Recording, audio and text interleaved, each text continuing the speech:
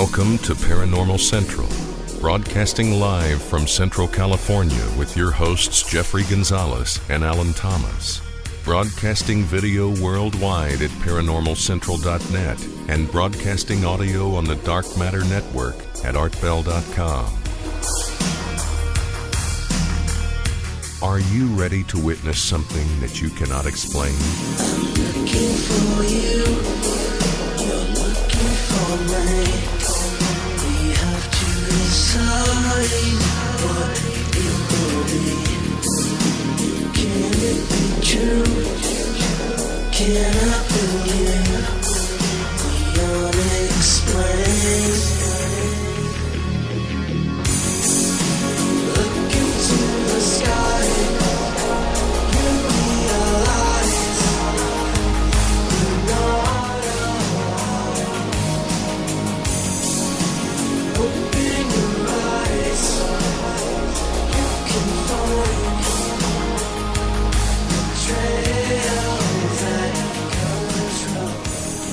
Hello everyone, welcome back to another episode of Paranormal Central, broadcasting live from the bottom left-hand corner of the Nevada Triangle. Good evening everyone, my name is Jeffrey Gonzalez. I am your host for the show. I am also the founder of a group called the Sanger Paranormal Society. I have been investigating the paranormal going over 10 years now, so we're just not a talk show host, we're actually investigators, so can't say that we don't know what we're talking about, because we kind of do. It's not only myself here, but I have a team. I have a co-host who's to my right and is to your left, Alan Thomas. Hi y'all, how you doing? And womening the board back in the dark corners of the studio at Paranormal Central, we have Emerald Bonilla. I'm back. I'm back. Thank you for showing up wherever you may be. If you are watching us on livestream.com, then you are looking at us right now. I am so sorry, but this is what we look like. If you don't want to see us, then you can go to the Dark Matter Network at artbell.com. Yep, you heard me right. Artbell.com is broadcasting us live audio worldwide on the Dark Matter Network. So you got two ways of catching the show. So don't say you couldn't find it, because it's there no matter what. There, go and catch us, live video or audio. So, all right, we're gonna have a great show, just like we have every Sunday. We have, let's just say we have surprises. We have people calling in. You know what? We had a guest who was supposed to show up tonight, but he had something happen. He had to go to work, and that is William Stillings. I was looking very excited to have him on, because we've had him on several times before. But yeah, so hopefully we'll be able to get on here pretty soon, and we'll be able to get on him for about an hour and a half, and just pick his brains and all that stuff that you've heard about, you know, William Stillings and Mars and Visaggio and all that kind of good stuff. So, all right, we're gonna go ahead and kind of get into it here. Again, thank you. If this is your first time, where have you been? You know, we've been doing this. Actually, I've been doing this show since 2007. Yeah, that's right. 2007. Started off in a little studio, a little tiny room by myself, trying to figure out how to do all this, and got the hang of it. And now we're at a point where, look where we're at now. Kind of cool, huh? And they can only see a little bit of it. A little bit of it, huh? Yeah. Yeah, we're in a big Huge. studio. We're in a big studio here, guys. And for those who are listening to us for the first time, we're actually in a, massive studio where we're going to be shooting the actual TV show. And so we got a little bit of everything in here. So I can't wait for that. And we'll talk about that later on. But there you go. So, okay, at the beginning of every show, we have a person who thinks he knows a lot about Bigfoot. Thinks he does. I think he does. Yeah.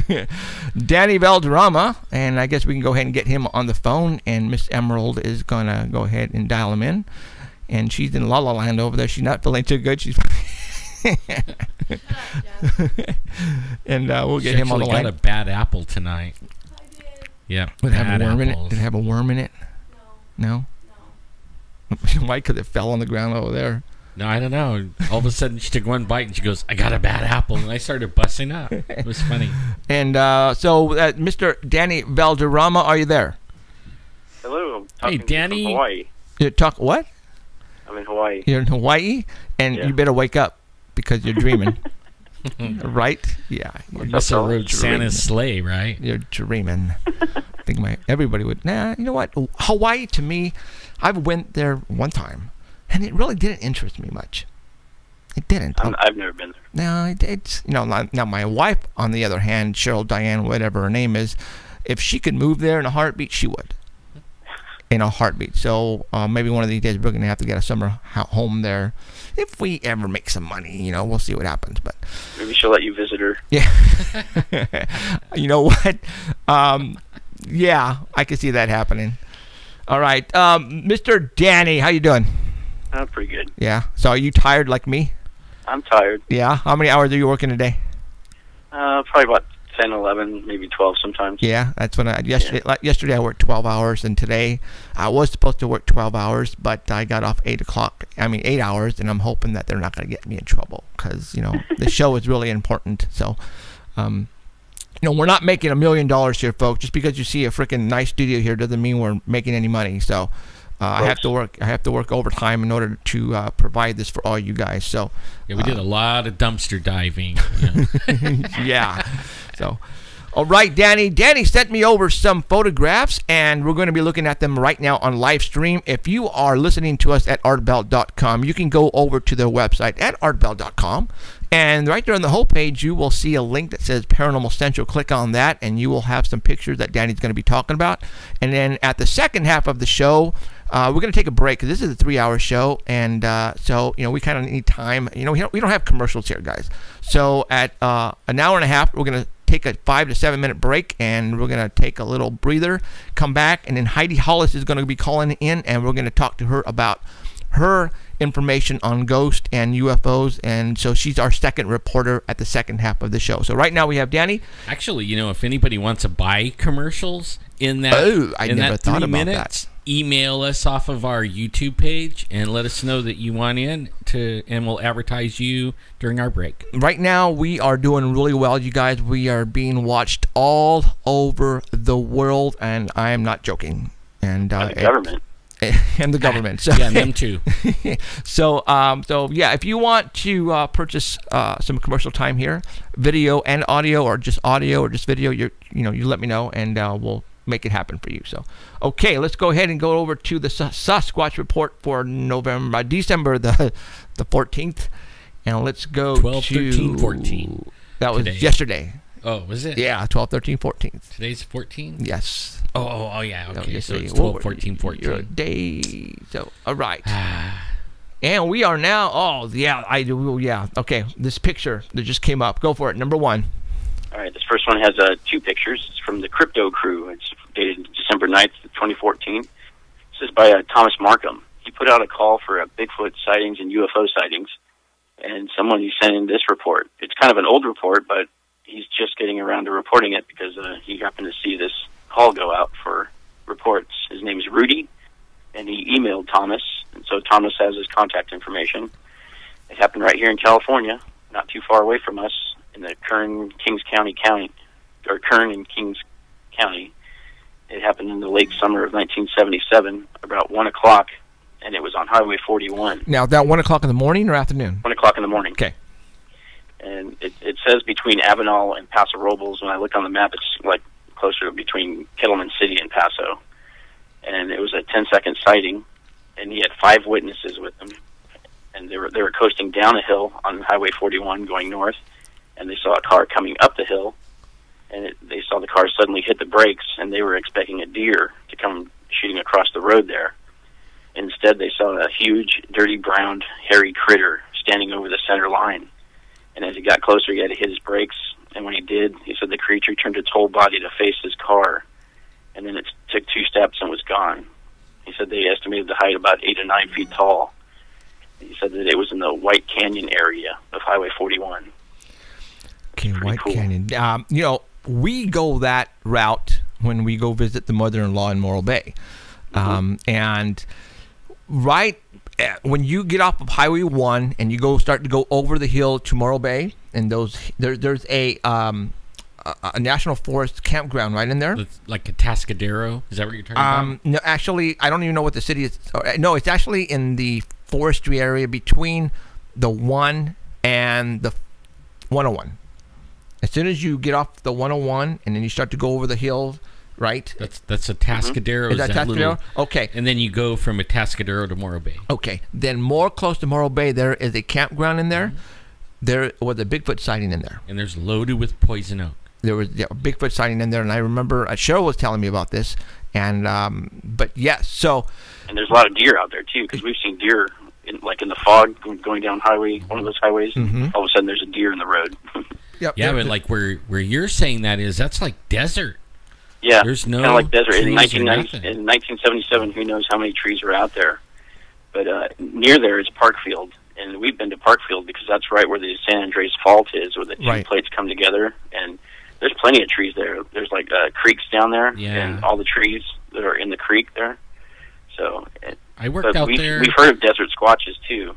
Right. They're around Edwards Air Force Base. So. Yes, exactly. 1977, I worked out, or it was 76, 77. They built a fire extinguisher factory out there in the middle of nowhere, right? And I stayed in a motel in Paso Robles, but we would drive back and forth to that place. And there's big, giant oak trees, but they're not like a forest. You know what I mean? Mostly down in the creeks is where the trees were. Yeah, that's where I've usually seen the trees, in the creek area. And we know they use creeks to get around, though. Yeah. Right on. So that's their little highways. It's very interesting that, people, and we keep telling you guys, Sasquatch, Bigfoot, they are not at the very top of mountains at 10,000 elevation. No, they are down low. And the reason why they come down low is because they want to move to new territories. Either they're, want more food, companionship. So they're roaming around. So, and this happens was in the summer, so they're probably looking for water too. There you go. Isn't there? I think if you go on BFRO, there's a sighting out there. It's not like that far near south. Mendota. Yeah, Mendota out in the slough. Mm-hmm. I mean, then that's nothing but fields like cantaloupe and there you go. And stuff like that out there. I mean, and I know they're following the canal. They have to in the San Joaquin River. Now, is Kalinga, they have I think a secret base up there in Kalinga, if I'm not mistaken. Yeah. So, secret bases and military installations, and you have creatures like Bigfoot, man, and that's like, there's got to be a connection there somehow. So probably escaped from the base. There you go. So right on. All right, man. Oh, let's go to picture number 2. There's 2 pictures in this one, right? Yeah, right. One just shows the map of kind of where it was, and then the second one is the area. Well, look at, there you go. This a dry creek, right? There you go. There is a dry creek right there. Shoot. Awesome. Okay. Well, if it was like dirty brown, it could just lay down or squat down. It would look like a bush. Yep. You're from a distance. Absolutely right on that. All right, going to picture number 3. Oh, picture number 3 didn't load for some reason. Sorry. All right, it's just a picture of a huge house. This is from the Sasquatch Chronicles. It's dated December 1st. It's called Sasquatch in a Crate. And this is a story told to grandkids, a grandson and a granddaughter, by their grandfather. And he told them the story in 1991. He told them that he worked from the 50s to the 70s, he worked as a landscaper at the Duke Estates. And if you Google that, it's called Duke Farms. It's in Somerset County, New Jersey, in a town called Hillsborough. And the place is about 2,742 acre estate. And it's that big because they bought 40 farms around the area and just put them all together. And it has 20 miles of trails, 1,000 acres of walkable area, 11 international themed gardens. And it was home to one of the wealthiest women, Doris Duke, who at the age of 12 years old was a tobacco heiress, and she got a $300 million fortune. So she was living there. It was never open to the public, and it always remained a mystery to locals as what was behind the gates. And his grandfather said that he was in charge of manicuring the north lawn sections of the property, because they had different sections of the whole place because it was so huge. But he said in 1972, during a summer afternoon in August, he was told that he would have to work overtime that day because they needed him to receive a shipment that was coming in from Wisconsin. So they ended up rounding up 8 men to unload a crate that came in the middle of the night and they needed to offload it from the truck and take it into the garden area. And they told them that it was exotic trees. And when the crate came, it was about 8 feet tall and about 5 feet wide. So the men jumped up on the truck there and started to take it off the flatbed truck. And then as soon as they started pushing it, they heard a blood-curdling scream come from inside the box. So as they all jumped off the truck and what the heck is in there? And the head groundskeeper said, "Oh no, it's not trees. It's a black bear inside there, trying to keep it, whatever it was, a secret." And then most of the guys, except for 2, walked off the job, said that they didn't want to be mauled by no wild animal or anything. That's not what they signed up for, so they left. And including the grandfather, he walked off the job there. And only 2 men remained. And when they talked to the 2 men that stayed there that night, they told them that they had to get the crate off of the truck, and they used a dolly and they dragged it into the garden compound. And as they were going into the garden compound, they dropped the crate, rolled off the dolly, and it cracked open on the side. Great. Yeah, and that's picture number 3. Picture number 2 was the crate, and then picture number 3 is what they saw inside. They said that when they looked inside the crate, because they could see it in the dark, and they shined the flashlight in there, they saw what they saw was the shape of a man, but it was nothing. It was not a man sitting in there. So it was kind of like sitting on a chair, kind of like a rocking chair type of thing. So they couldn't get a height estimate of it. And it was huge. And the frame, there was a huge frame on this creature, and it was covered in black hair. And it was strapped down. They could see shackles on its legs, its feet, its arms. So the face didn't look like a man, but it had some features of a man. The worker said it looked more like a monkey or a gorilla with long, dirty hair.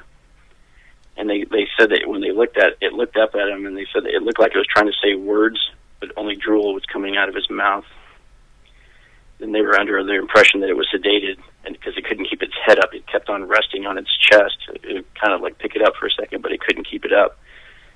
And they saw an empty water bottle nailed to the side of the crate, like the tube, maybe feeding the creature while it was being transported. And they also saw an IV stand that was strapped to the other corner of the crate, and it was stuck into its arm. Ew.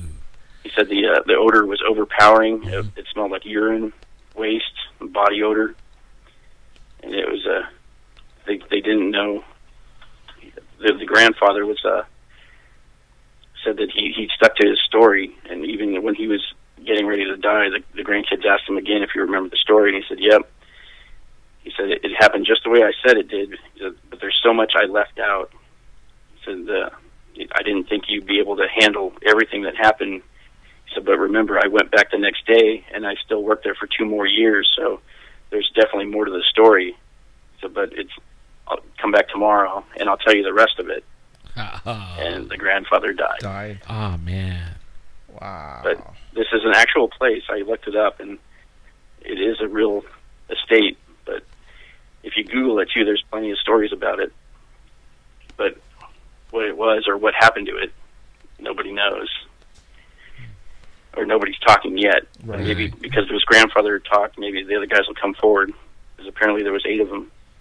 Only 2 of them saw it. Man. We'll have to wait for those guys to come forward. I would bet that the government has piles of them. But it does say on their website, the Duke Farms, that they did have a lot of animals, including camels and horses and stuff on the property there, kind of like a little zoo. So who knows how much a $300 million will buy that this lady had. Wow. Like Hearst Castle, he had a bunch, like a zoo. Yeah, he had his own zoo there too. Yeah. I mean, you'd have something like that. You wouldn't let it go though. I don't think. If it wanted revenge, you could just like dump it. There were some people in the comments on this because it was on a big website, and there was a kid there that said that he had tried to fish at some of the lakes inside that property because they had lakes everywhere, and he said it was so heavily guarded that every time he tried to get in there, they'd chase him off. Wow. So they're trying to protect something in there. Yeah, you think? Maybe it's still there. Wow. Very cool. Like that guy, we went out up to Mount Owen. That's the mountain we were trying to remember. Yeah. And the guy's telling us, man, watch out for the tiger. You know. Right. We're like, a tiger? Oh my God. You know, we drove around everywhere. We never saw the gazelle, the tiger, the zebra. We didn't see nothing. You know, a deer. We saw a deer. Right. But, All right, I got the next photograph up, and it has a couple of footprints. I think that's what it is. It has 3 pictures with it. Okay. This is from the BFRO website. It's from, this happened in 2009, but they're still investigating it. Happened in Ohio. The nearest town is Christiansburg, actually near Dayton, Ohio. And this is over a few months that this all happened. It all started on at 11:30 in February of 2009. This guy went out in his back porch to go smoke, and it's a full moon, and there's about 4 inches of snow on the ground. Temperatures are in the single digits, and he heard something moving in the snow. You could hear the snow crunching and branches breaking, and you could hear it getting closer. And he looked around his backyard, and he could see the trees shaking. Still couldn't see anything. He said there was a full moon, so with the snow reflecting off the moon, it was pretty bright out there, but he still couldn't see in the shadows. And there was like a tree line about 20 feet away from him. Couldn't see anything. Still hearing crunching around there. And then you could still hear it getting closer. It's about 10 acres of woods on his property, and then another 50 acres behind that. And he couldn't see it, so he went upstairs to go get his wife and woke her up so he could open the window in their bedroom to try to see if he can see better from up there on the second floor.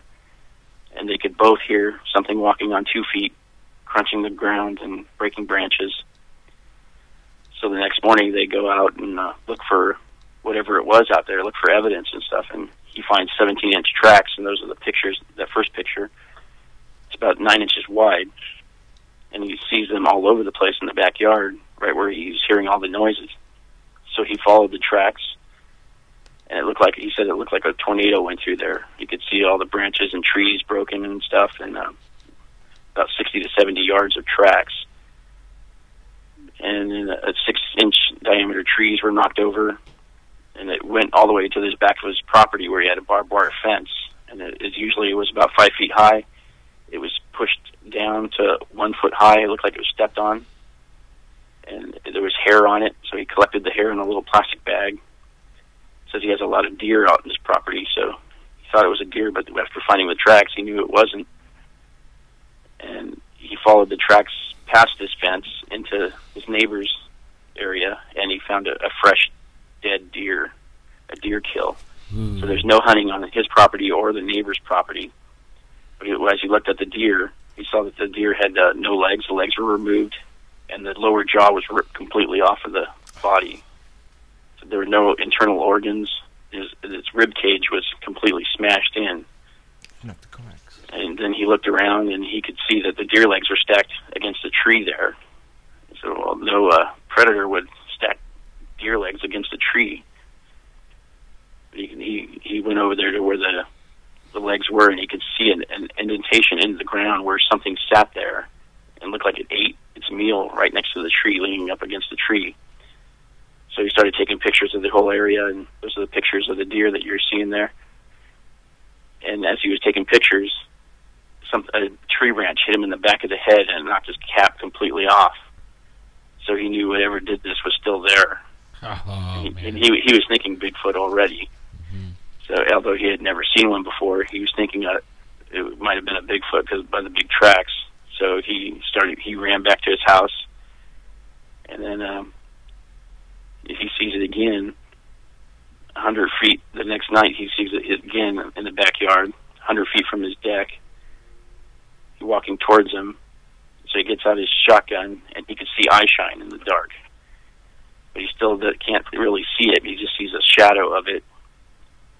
And so he goes out the next day to the other side of his property, and he finds a little lean-to built out of sticks, So he looks inside there, and he finds deer bones and deer fur in there. So he collects all those. He's looking at the bones, and they have teeth marks on them. Wow. So he's whoa. He said they're big teeth too on the deer bones. So he saves everything for them because he doesn't know who to call. So he's saving everything. Then in June of that same year, his kids were out on the swing set, and they were getting pelted by rocks. So they went and told their dad, and he could still see the rocks flying, but he couldn't see what was throwing them. So he got the kids inside, and that night around 1 o'clock in the morning, he went out in the backyard, and as soon as he popped on the light and stepped out into the deck, he saw it for the first time, and he could see it standing right where the kids were at the swing set.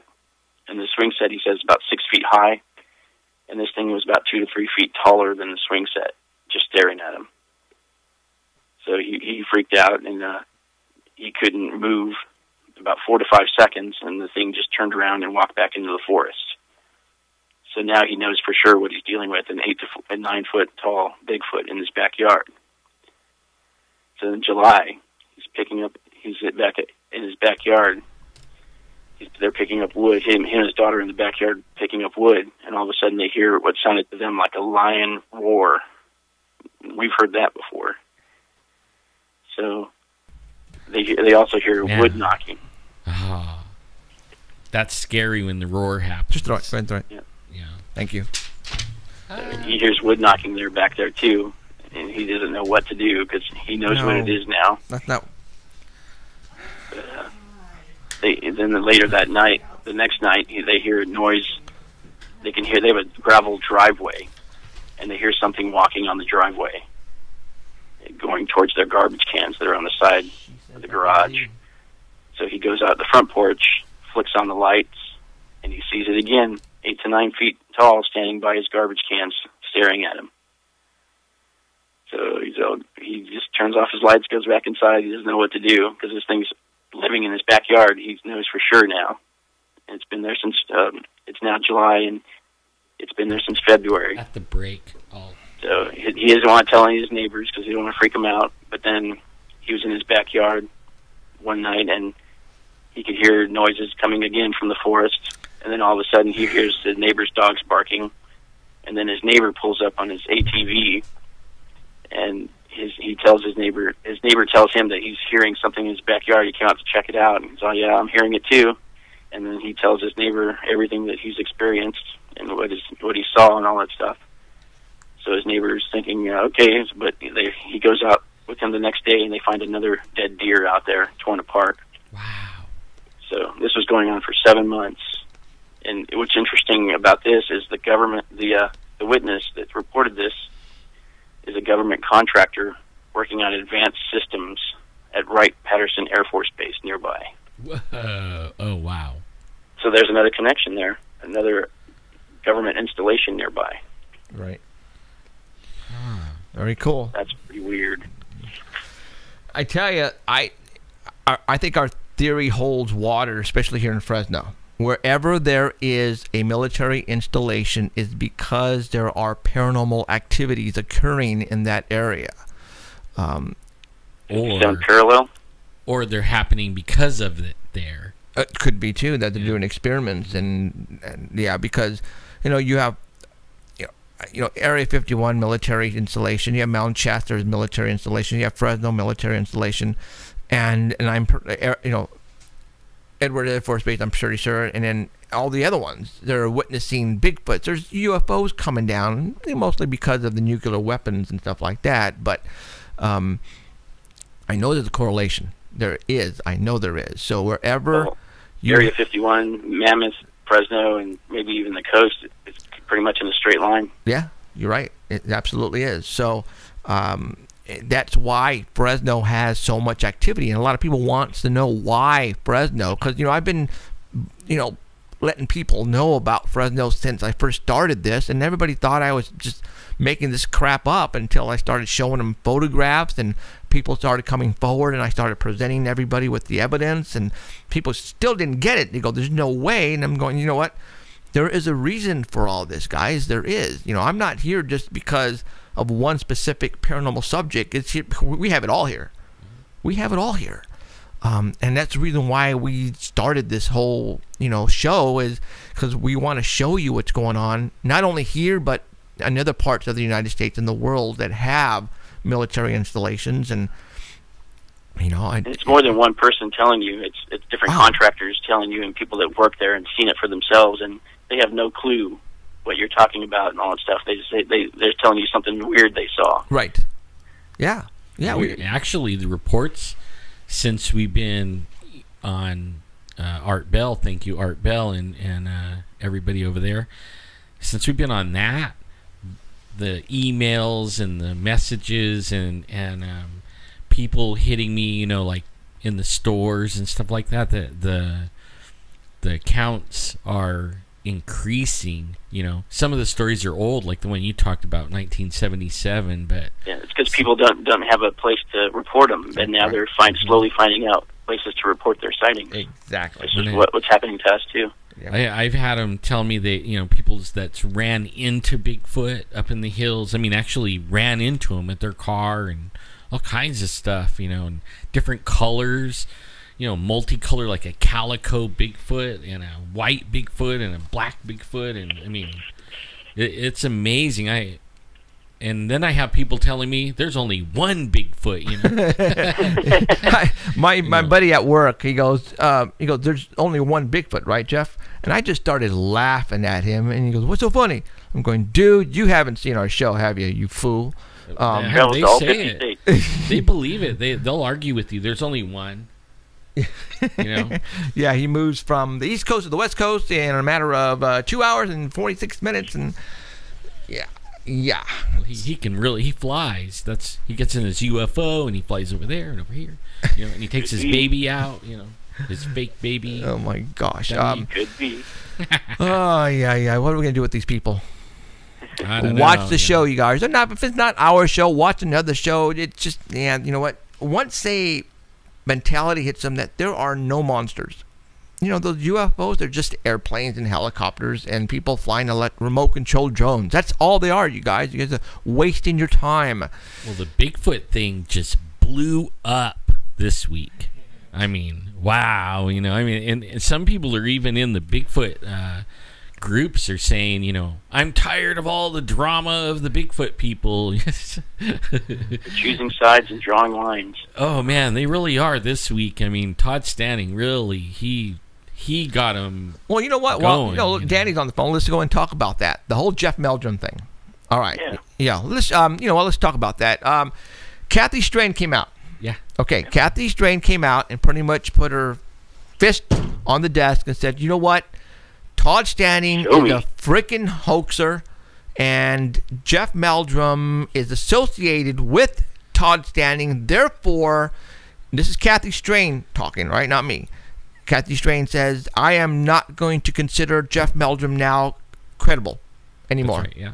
That's what she said. And you remember, I mean, you were there, Danny, when we went up to the Bay Area and Meldrum was there. Yeah, and he was signing books and everything, and Kathy Strain was there and her family, and I mean, I think they actually sat right next to each other. Yeah, I mean, it was like celebrity thing. I mean, they were like, oh man, Jeff Meldrum, and I mean, they really liked him. So for her to say that blew me away. Yeah, I mean, she really was like that was like a celebrity thing to her, kind of. So what? I think everybody's catching on that he's just a salesman, and that's how he's getting his money. Well, so okay, you know what? He's got to show more. Yeah, but you know what? Alan seems to think though. Alan is still on the the fence per se, and just like he doesn't know which way to go yet.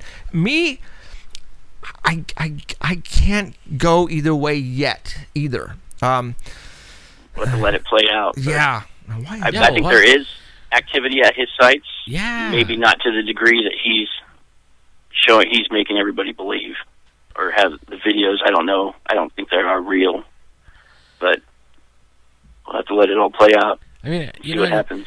It goes back to us, okay? Like, we go out, and nearly every single time we go out there, something happens. You know what I mean? And it doesn't mean you necessarily see it, right? But you know what it is. You know what I mean? It's not always huge. Yeah. Now, you guys who are watching and listening to us right now, we have taken, and so has David Ragosa, have taken people who don't believe at all and think we're a bunch of nut people. Yeah. And we take them up there, and all of a sudden, something happens so incredible, their mind just is blown.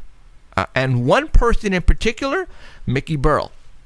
Yeah. Okay, Mickey Burrell, for all those who don't know, is the forensic officer who David actually took with us one day up in the mountains, okay, and found some footprints. You know, Mickey is a science guy, all right? You know, he's a forensic expert, 17 years, police, you know, works with the police. And for him to say, oh my God, there is a thing called Bigfoot. And when we brought the windows to Mickey, that just confirmed everything to Mickey, that holy beep, this is real. See, you know, that's what I thought Jeff Meldrum was doing. I mean, you know, he actually was saying he never saw nothing, and he found people's castings, and it had dermal ridges, and you know, like when you first read his stuff, it's all about the mechanics of the Bigfoot foot and everything. And I mean, that got him swayed to believing in a Bigfoot. I mean, that's what I get out of it. And then he goes, supposedly goes over to Todd Standing's thing, and at night he sees a huge shadow go across the road. And then you and I and Danny, we all know, like, if there's one close enough for you to see a shadow, then you're probably going to have things thrown at you. You're going to hear noises and growls and roars. And I mean, there's going to be other evidence that is going to, it's going to like scare the crap right out of you. Right. And you're going to believe. I mean, you don't necessarily have to look it right in the eye. I'm going to tell you right now, that you know right away that can't be done by a human. Things start getting thrown at you, and these growls and roars that you can hear, feel in your stomach and stuff. I mean, well, David Ragosa is a principal. I mean, a superintendent at a school, and he took one of his principals up there to the site that we go to, and they were looking down a hill and heard noise down there. And David said that the creature stepped out from behind the tree and stared at them before turning and walking away. And he said the principal saw it too. He saw it, and the principal would not admit to what he saw. He said, if you tell anybody that what we saw, I'll deny it. So, okay, no problem with me. But you saw it. He said, I saw a bear. And that's what he would tell everybody. I saw a bear up there. Right. And for 2 years, that's all he would say is, I saw a bear. And then about 2 years later, he finally told David, that was no bear I saw up there. He said, I know, I was there. Don't worry about it. Yeah, it was a bear going around the tree going, peekaboo. You know, standing up, walking on 2 legs. Right. You know, and that took him a long time to admit that he actually saw it. And that goes for, oh my God, I forgot his name. The other fella. Bill Compton? Yeah, thank you very much. Bill Compton. He took him up as well, and David went one way, Bill Compton went the other, and Bill Compton was by himself, again, a non-believer, and this Bigfoot stood up right in front of him, and I think he said it was not more than 15 feet, 20 feet in front of him. It was behind a tree. Behind a tree. And he something break. And he stood up right in front of Bill Compton, and I think the Bigfoot took off, and Bill Compton came to David, and I remember David telling me the story that Bill Compton was so white that he was just about to have to be sick, and Bill Compton goes, "Let's go home. I've seen enough." It was the first day of a 3-day trip. Yes, he goes, "That's it. I'm really done." Quick. Yeah, he goes, "That's it." I don't know the words he said. He said it just. I don't want. I don't remember what he said, but Bill Compton and David, I believe, were purchasing cameras together, and we're talking thousands of dollars worth of cameras, you guys. Bill Compton said, "You can keep the cameras. I know they're real. I don't want to come up here anymore. Take me home right now." He was done, and that's it. And that's, I mean, I wish. Is that the cop? No, remember the cop one? He works for AT&T too. Yeah, I do. Remember the cop was walking with them, and then they were being flanked. Remember, and the cop's like, they're putting us in a panzer move. I don't remember the cop movie. Yeah. They're surrounding They had us. tree knocks. They were surrounded by tree knocks. Yeah, and the guy, it freaked out the cop. He pulled out his gun, and then he was done too. That was his last time ever going out there. He said that was a tactical move for them to be surrounded and they were going to be attacked. That, in his mind, that's what was happening. Wow. And that place is a trip. But like I said, now, okay, Meldrum goes out withstanding, things start happening, and we, sitting over here, as we're talking, everybody's listening to us. They're going, yeah, right, whatever, Right. And now here's Meldrum saying, look, I saw this, and this and this, and he's probably not saying everything, and He can't yet. yeah, I mean, Right. so we all know about those too. About you sign these agreements, and you can't talk about it for 2 years or whatever.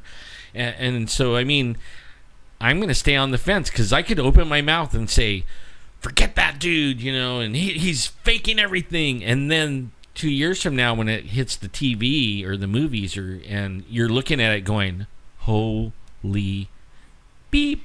Right. I think everybody's just tired, and what we need now is a body. Yep. That's what we true. need is a body. That's true, Dan. And it's a matter of time.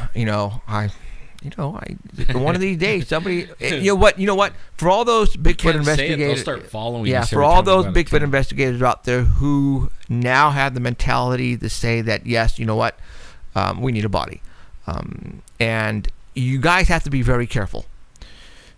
And we already have plans here at Paranormal Central when that day comes, if it ever happens to us. We have steps already, that are going to be taken, that are needed, because if you do shoot a Bigfoot, all those who are watching us out there right now, and you make a phone call and you tell your wife or your brother or your sister you just shot a Bigfoot, within an hour, I guarantee you, Jeeps or SUVs will be flanking you, and they're going to come on you, and they're going to take it away.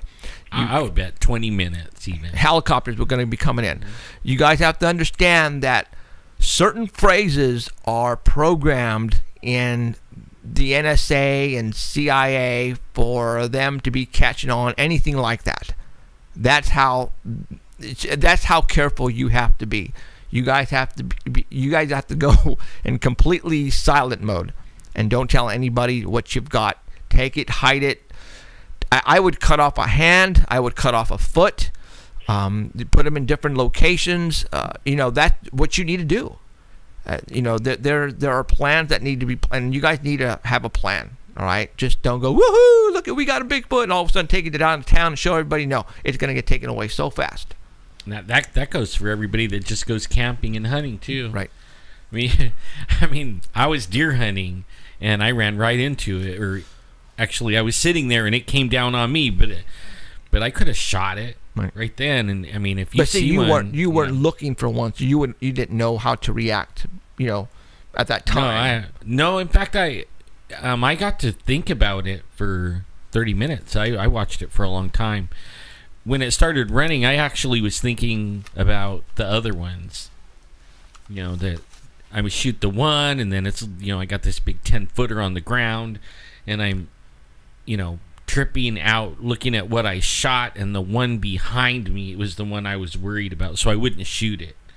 Because I knew that I couldn't put my full attention on the one I shot. I had a feeling I was going to be defending myself against some kind of family unit. I mean, that's what was going through my mind. Right. And so I didn't take the shot. I let it run away and hide and turn into a ninja and just poof. Yep. Got to be careful, people. Have to be careful. So, all right. But anyways, I guess we just have to wait and see, this whole Jeff Meldrum and Todd Standing, however long that's going to take. I don't know. A year I don't know, at least. Man. I was looking at did you see that, Danny? It's like a trailer or something like that Standing put up. And I think there's apparently a documentary that's coming out of all the evidence put together, and that's why Meldrum can't say anything until after the documentary comes out. Right. So that he can make the money off of it. But it's like July or something like that, isn't it? Yeah. Yeah, I think he had a sneak peek at the first 40 minutes of it in Seattle, but again, nobody is able to confirm that that actually took place. That was supposed to be after that conference, that big conference that they had. Wow. And I really want to see that stuff too, because I have a feeling, I have this real feeling there's going to be some real Bigfoot stuff come out, and I have a feeling a whole bunch of people are going to be backpedaling on everything they said. and I know, I think a lot of it has to do with and I like the guy, but only he starts putting out these bogus Bigfoot reports, Bigfoot evidence.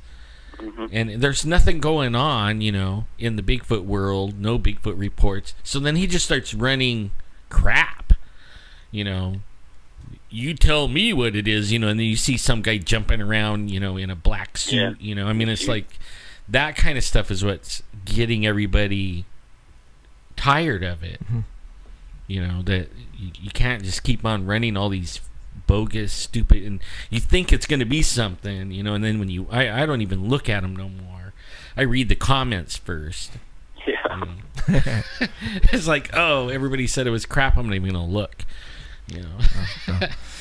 All right, I guess we'll just have to wait until this all plays out, and we'll see what happens. Hopefully we can get Kathy Strain on the show here soon. I tried to get her on today, but she had something going on, and so no problem there. So, all right, Danny, anything else? Last picture, yeah. Sorry.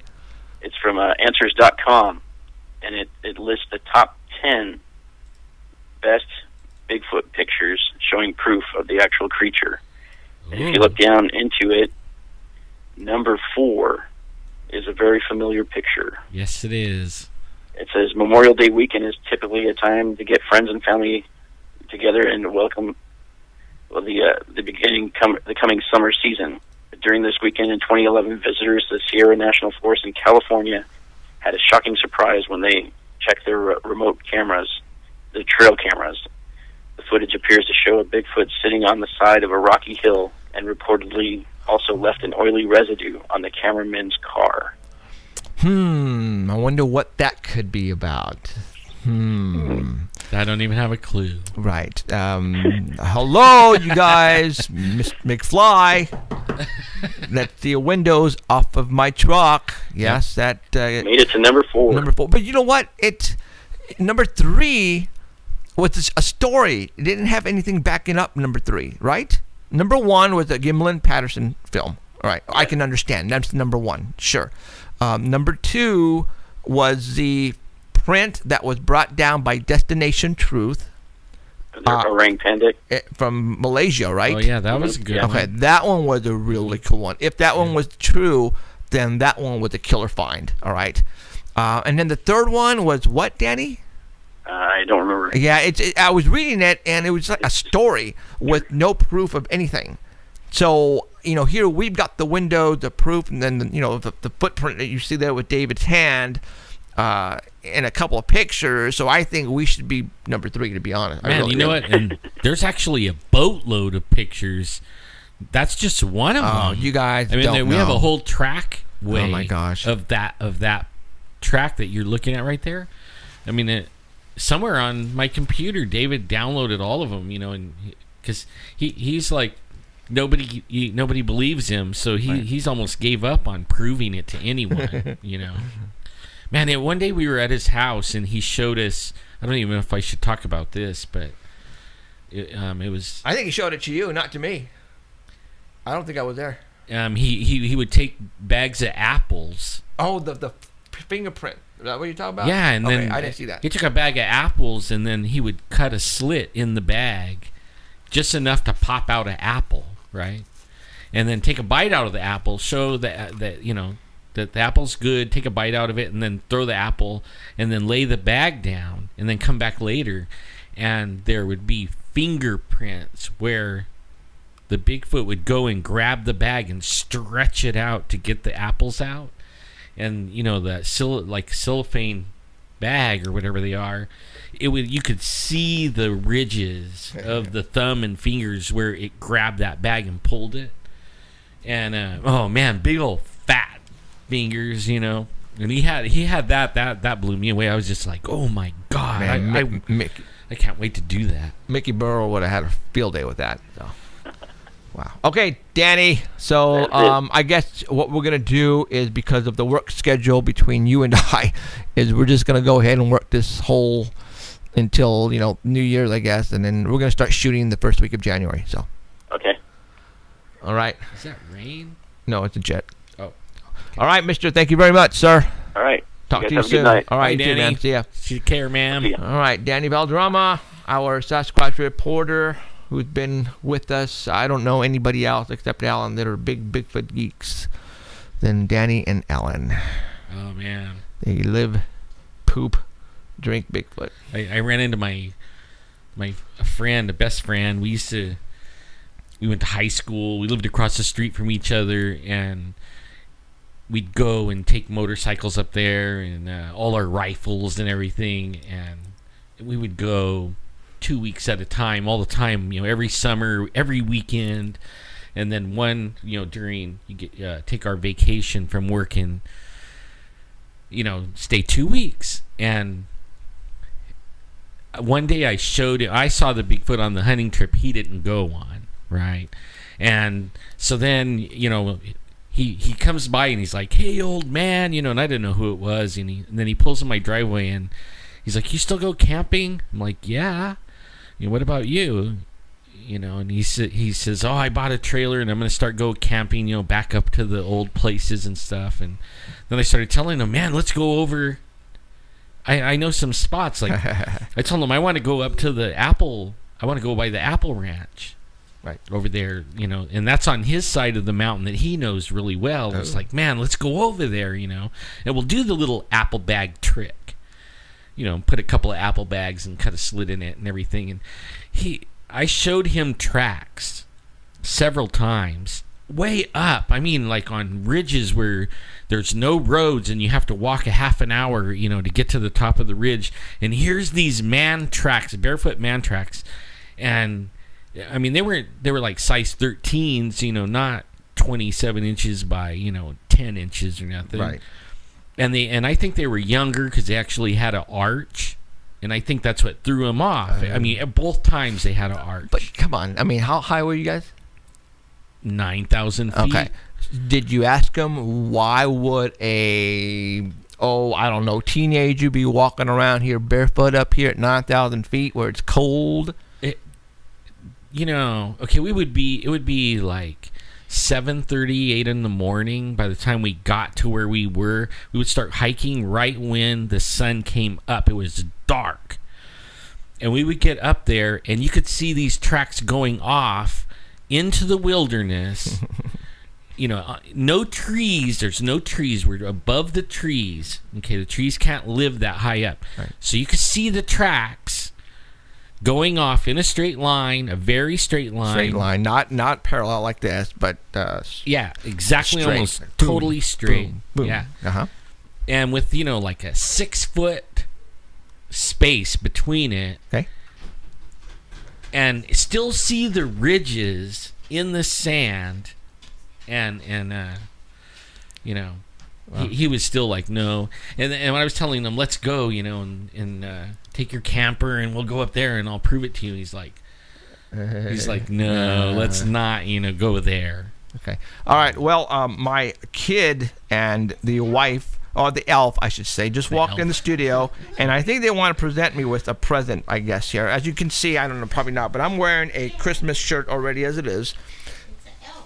And the elf, and thank you, son. Okay, so she said, be careful and open it. So let's see. Apparently, Cheryl, Diane, whatever her name is, made this, right? Yes. Yeah. Let's see what it is. Boom! It blows up, and I lose a finger. And yeah, she would love that. She'd be laughing big time. So now you have to describe it for all the Art Bell fan people on Dark Matter. So far, it's just a wrapping paper. Oh, wow, that's cool. We should take a picture of it and send it over there. Look at that, guys. Tweet it. That's cool. That is cool. It's a Bigfoot. My wife's a school teacher. Okay. So this explains it right there. She's pretty good with her hands. Everybody nodding, going like, "Duh." If you can see, there's a UFO, Bigfoot, and a hairy print down. So that's cool. Thank you. That's cool. You know what? Put it right there, right in the middle or something, right there. I'll hang it during the break. I'll hang it. So. Very cool. Let's see what she's gonna put in there for Christmas. I'm gonna throw this at Emerald. Got her. So, there you go. So, all right. Thank you. During the break, we'll take a picture of it and tweet it over to the Dark Matter. There you go.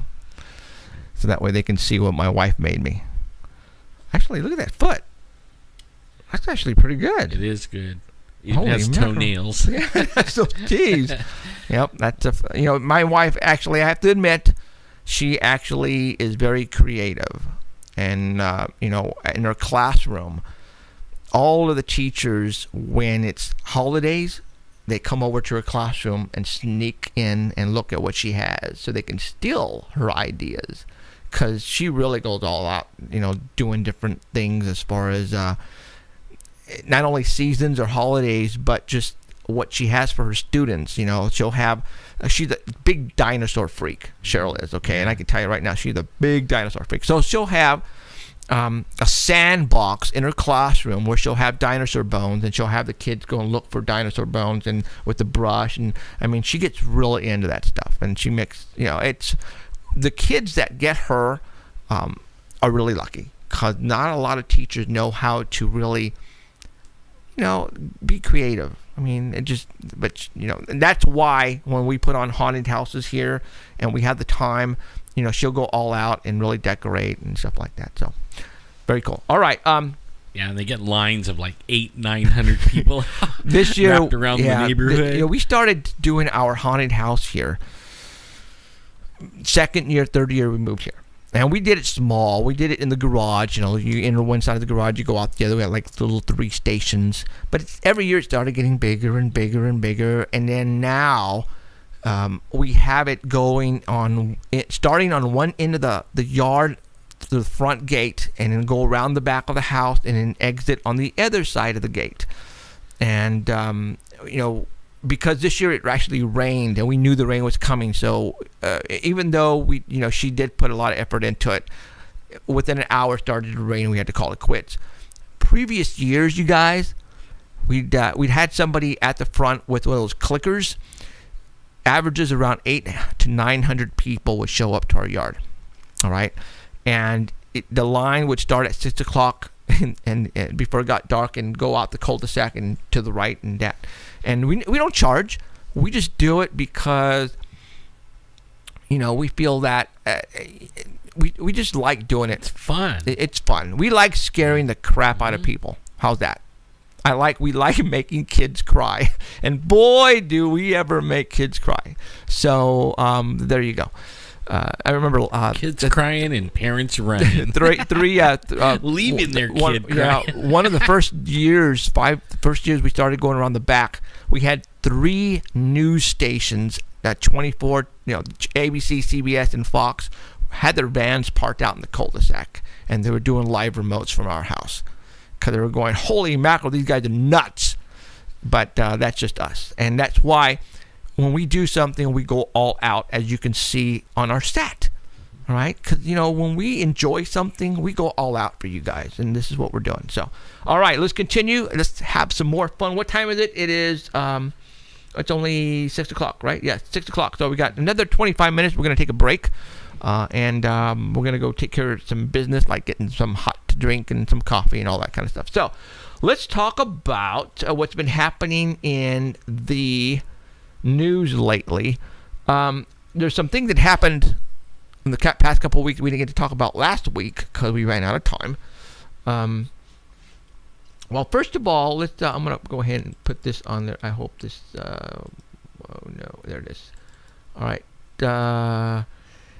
you can get right now, somebody actually sent this and put it on my wall, but a copy of the Ghostbusters vehicle is up for grabs if you have $85,000. You know what? If I had $85,000, that would be in my house right now. I'm serious. Only because that's the kind of person I am, a freakazoid when it comes to props and all that kind of good stuff. It would be cool just to have it. That was made. That car is the same year as I was born, so that makes it valuable just right there. It's freaking old. 1895? Yeah.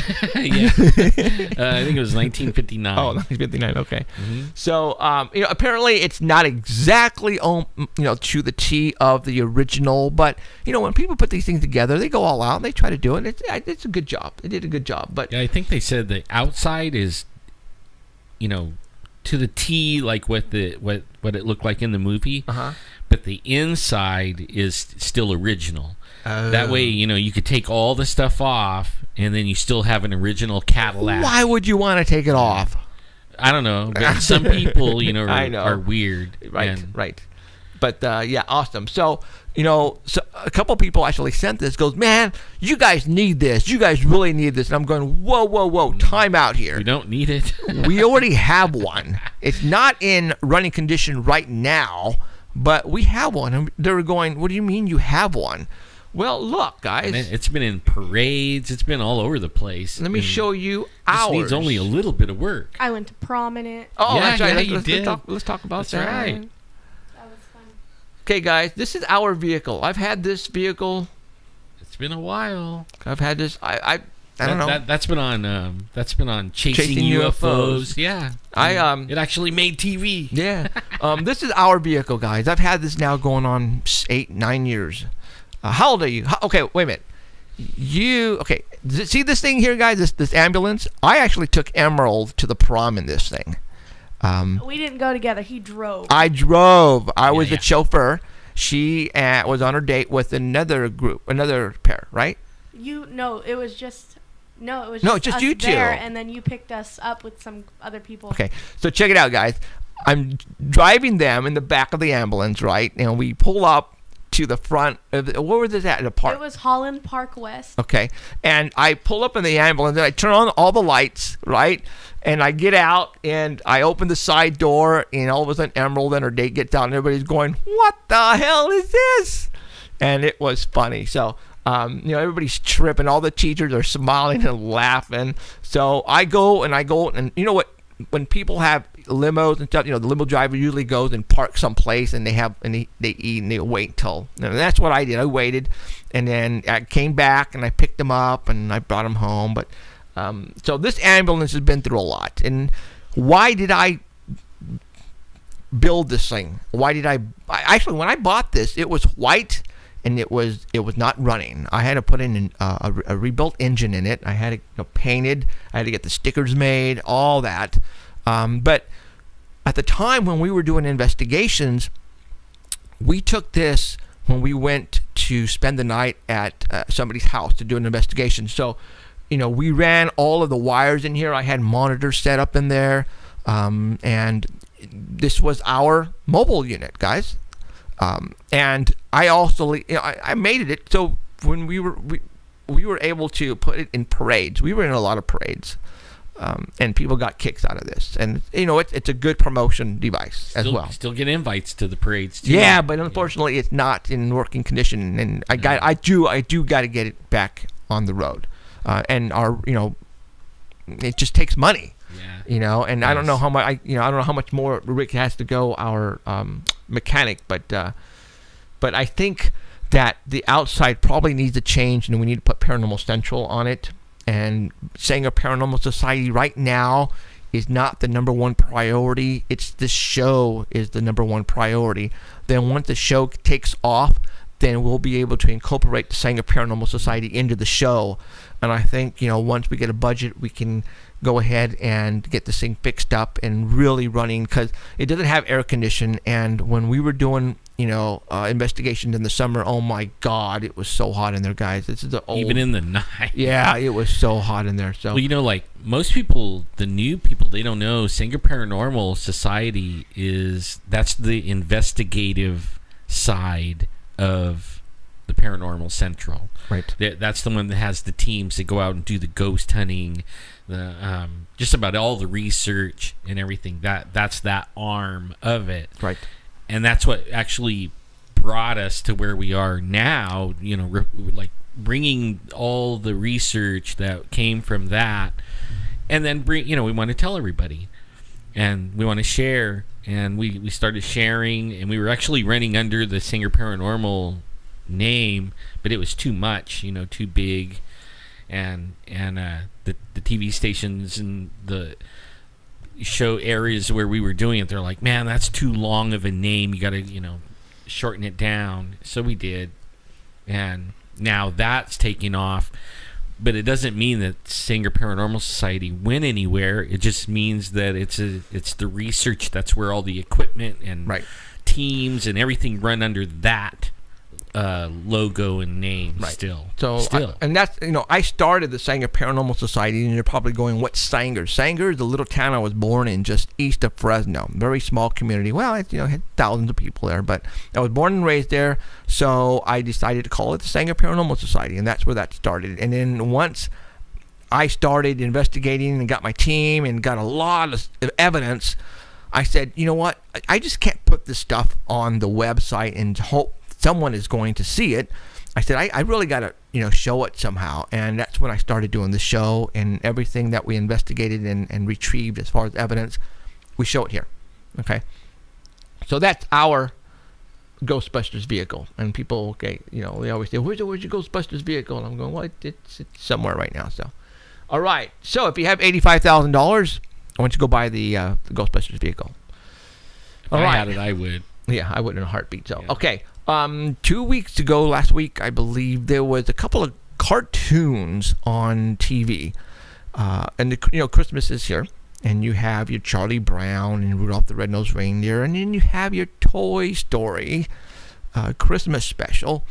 And we were watching it because Christian, my son, was watching it with us. And so as soon as these certain toys popped up on the screen, he goes, hey, Reptilians.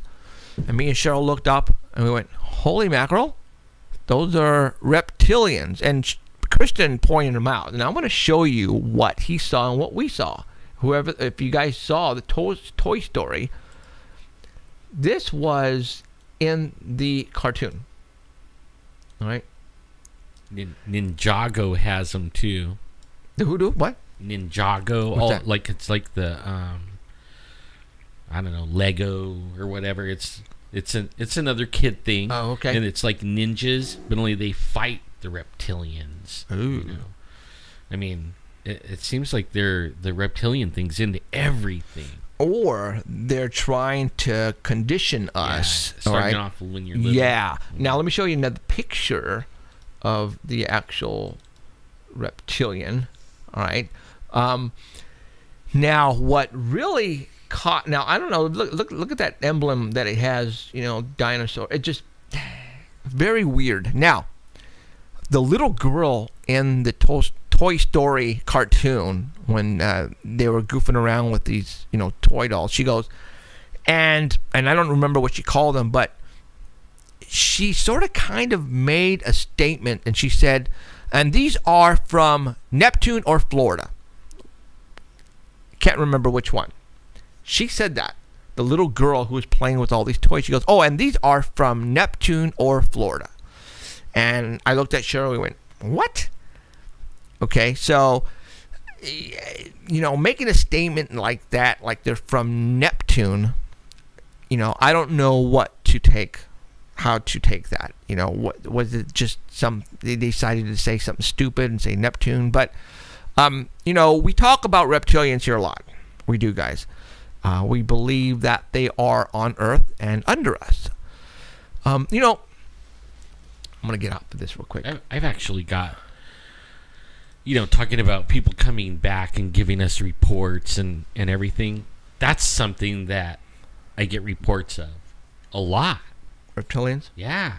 I mean, I didn't know they were so pervasive in society, but, man, there's a lot of stories of around here, up and down California, these caves and all this. You know, they talk about reptilians in New Mexico, the Dulce, New Mexico.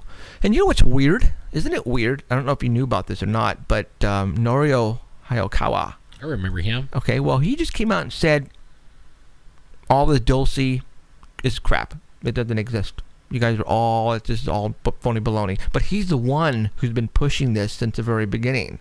Now he says there's nothing there. We have a show. I think I loaded it on YouTube. It's not a long, it's just like we were interviewing at some kind of UFO con or something like that. And we did Carrie Cassidy and, a whole bunch of people. But we did Norio on there, and he talked about that. Everybody knows Norio for the Dulce, New Mexico base. Okay. Now he's coming out and said there's no base, there's no such thing as a base there, which is blowing everybody out of the water. I don't know what made him do a 180, but I think somebody got to him. Somebody paid him. I really think somebody got to him. Come on, Norio. You know, maybe he wasn't making enough on his books. I don't know, but somebody basically, I don't know, I think told him something, and I think he pretty much said that's it. Nope. So he is now saying there's no such thing as the Dole New Mexico base. There's no such thing. So, which is kind of interesting because a lot of people, I don't want to say a lot of people, but people that we know will tell us one thing, and then all of a sudden, nope, never happened. Never happened. Man, we had that happen so many times, especially with tunnels, which I think those things live in. And then, they tell us, oh, you guys are way off. Go over here and look in this tunnel. And then when you talk to them again, it's like, I didn't say that. What tunnel? Yep. And we have emails that says, go there, look here. Right. And then all of a sudden, I don't know what you're talking about. Right. So, yeah. I'm going to talk about, what? We only have like 10 minutes, so I really don't want to get into this subject because this subject is going to take a long time. So let's talk about something else. Oh God, there's so much to talk about. But we had William Stillings coming on here, and that's one of the reasons why I didn't really prepare a lot. And I just walked in the door too, so man, I was stressing. And you can probably talk to Emerald and Alan. I was cussing up a storm in here. Yeah. Emerald, you're all right over there? Cold? Tired. You have finals tomorrow? Yeah. It's almost over. I'm almost. Yeah, I'm so excited. Oh, as far as break goes, you mean? Yeah. So. Almost. You guys are like midterm right now, right? No, we have finals next week. Oh. Or tomorrow. Oh, that's right. It's the end, and then you go into spring. Yeah. A whole new other semester. Spring? Yeah. So you're off that long? No. No, fall. Fall. No, this is fall. Yeah, spring semester starts January. Okay. Yeah, they only get like a little break, but only they like some people are graduating right now, right? Yeah. They're done right now. Oh. They're coming out doctor somebody. So right on. So right. So what's on your mind, Emerald? Anything? So that'll get us going for the next 5 minutes. No, because I'll start a debate. Well, let's do it. No, I'm gonna go all political. Everybody loves it's not like the paranormal debate. or nothing. Oh, political. Yeah. All right. I'm good. You're Man, good? I seen something kind of political that's paranormal. What? All the presidents are related. Even President Obama is related to George Bush. Yeah. I mean, can you believe that? So we thought we were living in a free country. Oh, it's a monarchy still. Yeah, and all this whole time we've been living under a kingship thing. I don't think so. What? How are they related? He's like the once removed 13th cousin of George Bush.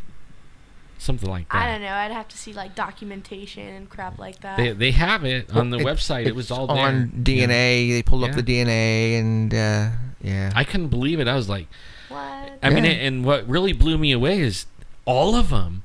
It wasn't just like a couple of presidents. It was Washington and Lincoln, and I mean, you name them, they were on there, and who they were, and they were even related to, like, what's her name, Marilyn Monroe. I mean, they were naming Brad Pitt. I mean, they were putting other names in there too. You know, like rich people. Yeah. Let's talk about the Sony hack. Oh. Okay, and man. let's find. Okay, for one thing, Sony Pictures got hacked, and they got hacked by, I believe, North Korea, right? And there's a reason why. There's a movie coming out. I don't know if it's come out yet, and I don't know the name of it. Do you know the name of it? Is it the one with Seth Rogen? Yes. Yeah. What's Damn, I know it, but I lost it. It's basically the whole. It's a satire of North Korea. It's basically them going to North Korea Yeah. to interview the guy. Yeah. I can never say his name. Kim Jong-un. Kim Jong-un. No, yeah. The And interview. It's called The Interview. the Thank you, interview. Chief. Duh. Okay, so it's called The Interview, and since somehow they got access to the dictator, the government stepped in and offered them a deal to assassinate him while they're interviewing him This is in the movie. in a movie. Oh. Okay, Oh, yeah. in a movie. Now, Okay. the word got out, and Kim Jong-un said, if that movie comes out, I will start I'll a war. nuke you. I will start a war with the United States. Okay. Or I will do something else. So Sony Pictures has this movie. While they released the trailers, and I think it's being released as we speak or something like that, the North Korea hacked Sony Pictures, and that's the reason. And literally hacked in and stole email after email from everybody, from producers to directors to movie stars, secret emails, everybody. All right, and now they are releasing all the information little by little to get back at Sony Pictures for them to come up with a script about Kim Jong-un. And they're letting Hollywood have it right now. And man, they're coming out and they're putting stuff out there. Some of it is just big deal, big freaking deal. But I think they're saving the best for last. All right, and I think it's going to get juicy here.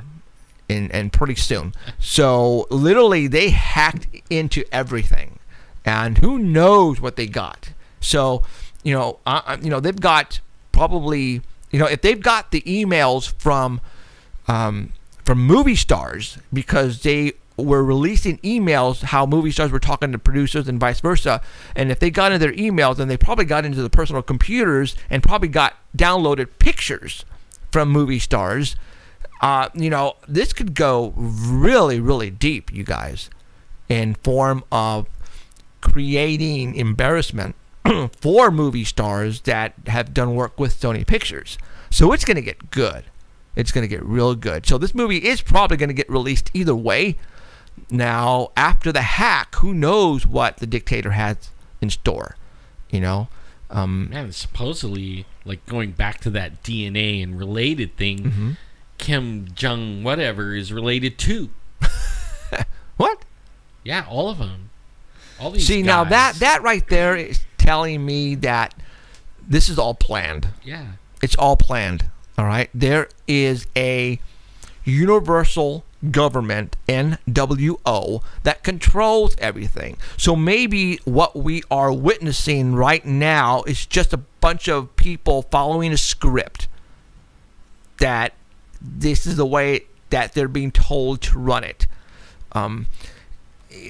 Because I think now we're not voting for the presidents. I don't think we are. We haven't been voting. Yeah, I don't think I don't think we are voting for the presidents. The stuff the Congress and the Senate are voting for, it's not to our benefit. It's just something's going on here, you guys, and the government basically has plans for us. Man, we can talk about this for long. I mean, when you grow up, like for me, I mean, I grew up in the 60s and 70s, and I mean, there was still everybody put their hand over their heart when, and stood for the national anthem and, did all that stuff. And now today, like that one you put up where he said they're going to do the Pledge of Allegiance and a prayer, and then half the people left the room. And then the guy started, it's not to Hail Satan thing, I'm like, what the heck? I mean, that back in the day, they would have ran you outside and everybody would have beat you silly. Well, I think that has to do a lot with the generation type thing. And I mean, my generation, I'm not begging on us, but we're not religious. We're not as religious as our older generations. Mind you, we're spiritual. Yeah. But we're not following the religion. And I'm all for that. I don't like religion. Like, they're not following anything. And that's what makes me think everything, like when I was a kid, we got lied to. We were sold a bill of goods. You know, like this is the way it is, and the mom stays home, and you have 2 kids, and you know, I mean, the whole thing was. Well, see, that's what Obama just came out and said too. He would rather have the mom stay home and not go out and work. No. I take that back. It's the other way around. She would rather have the mom go work and have the father work and let the government take care of the kids. Hell no. That's what basically he wants, the government to take care of kids, meaning daycare, all that type of care provided for them. So that way they can be taught certain things, certain ways. And even not more than how we were taught. Yes, because, when we were brought up, our parents taught us right from wrong. But nowadays, it's the parents, because of the lifestyles we want to, we want for our kids. A lot of times, both parents have to work in order to provide for that lifestyle. Therefore, the children are not with their parents the majority of the time. There's a whole bunch more stuff. I mean, like back in the day, you didn't have this in this bill. Right. You didn't have a cable bill. You turned on the TV and you moved the foil up and down the thing to get the channel. Kids are getting exercise. Yeah, there were remote controls. Hey, like I turned the channel and turned it up and down. That was my thing. And then at 10 o'clock, it would, some person in there would say, "Do you know where your children are?" I remember that. At nighttime at 10 o'clock. Yeah, and then... They still say it. They still say it. At 12, the TV turned off. And it was just like... I mean, it was it. It was over. I remember that. Oh, my God. Not anymore. I'm old. Everyone's going, what are you guys talking about? We had cable. We've always had cable. You know what? That's something that makes me mad about cable. It was like early 80s. Cable came out, and they came around selling it, And one of the things about cable, you're going to pay $50 a month or something. But because you're paying $50 a month, there's not going to be any commercials. Oh. It was like, we don't have to charge commercials because you're paying for it, right? Right.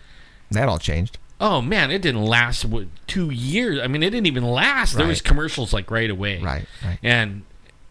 And ever since that's been a rub on me in cable. Ever since, I can't stand it. Like Sirius XM. Freaking greedy people. Okay, Sirius XM. I have Sirius XM because my first vehicle, my pickup had it, and now since I just bought a new pickup, it rolled over on that. But so your new one has it? Yeah. Yes. Oh yeah. In fact, it has a lot of things I just didn't know about.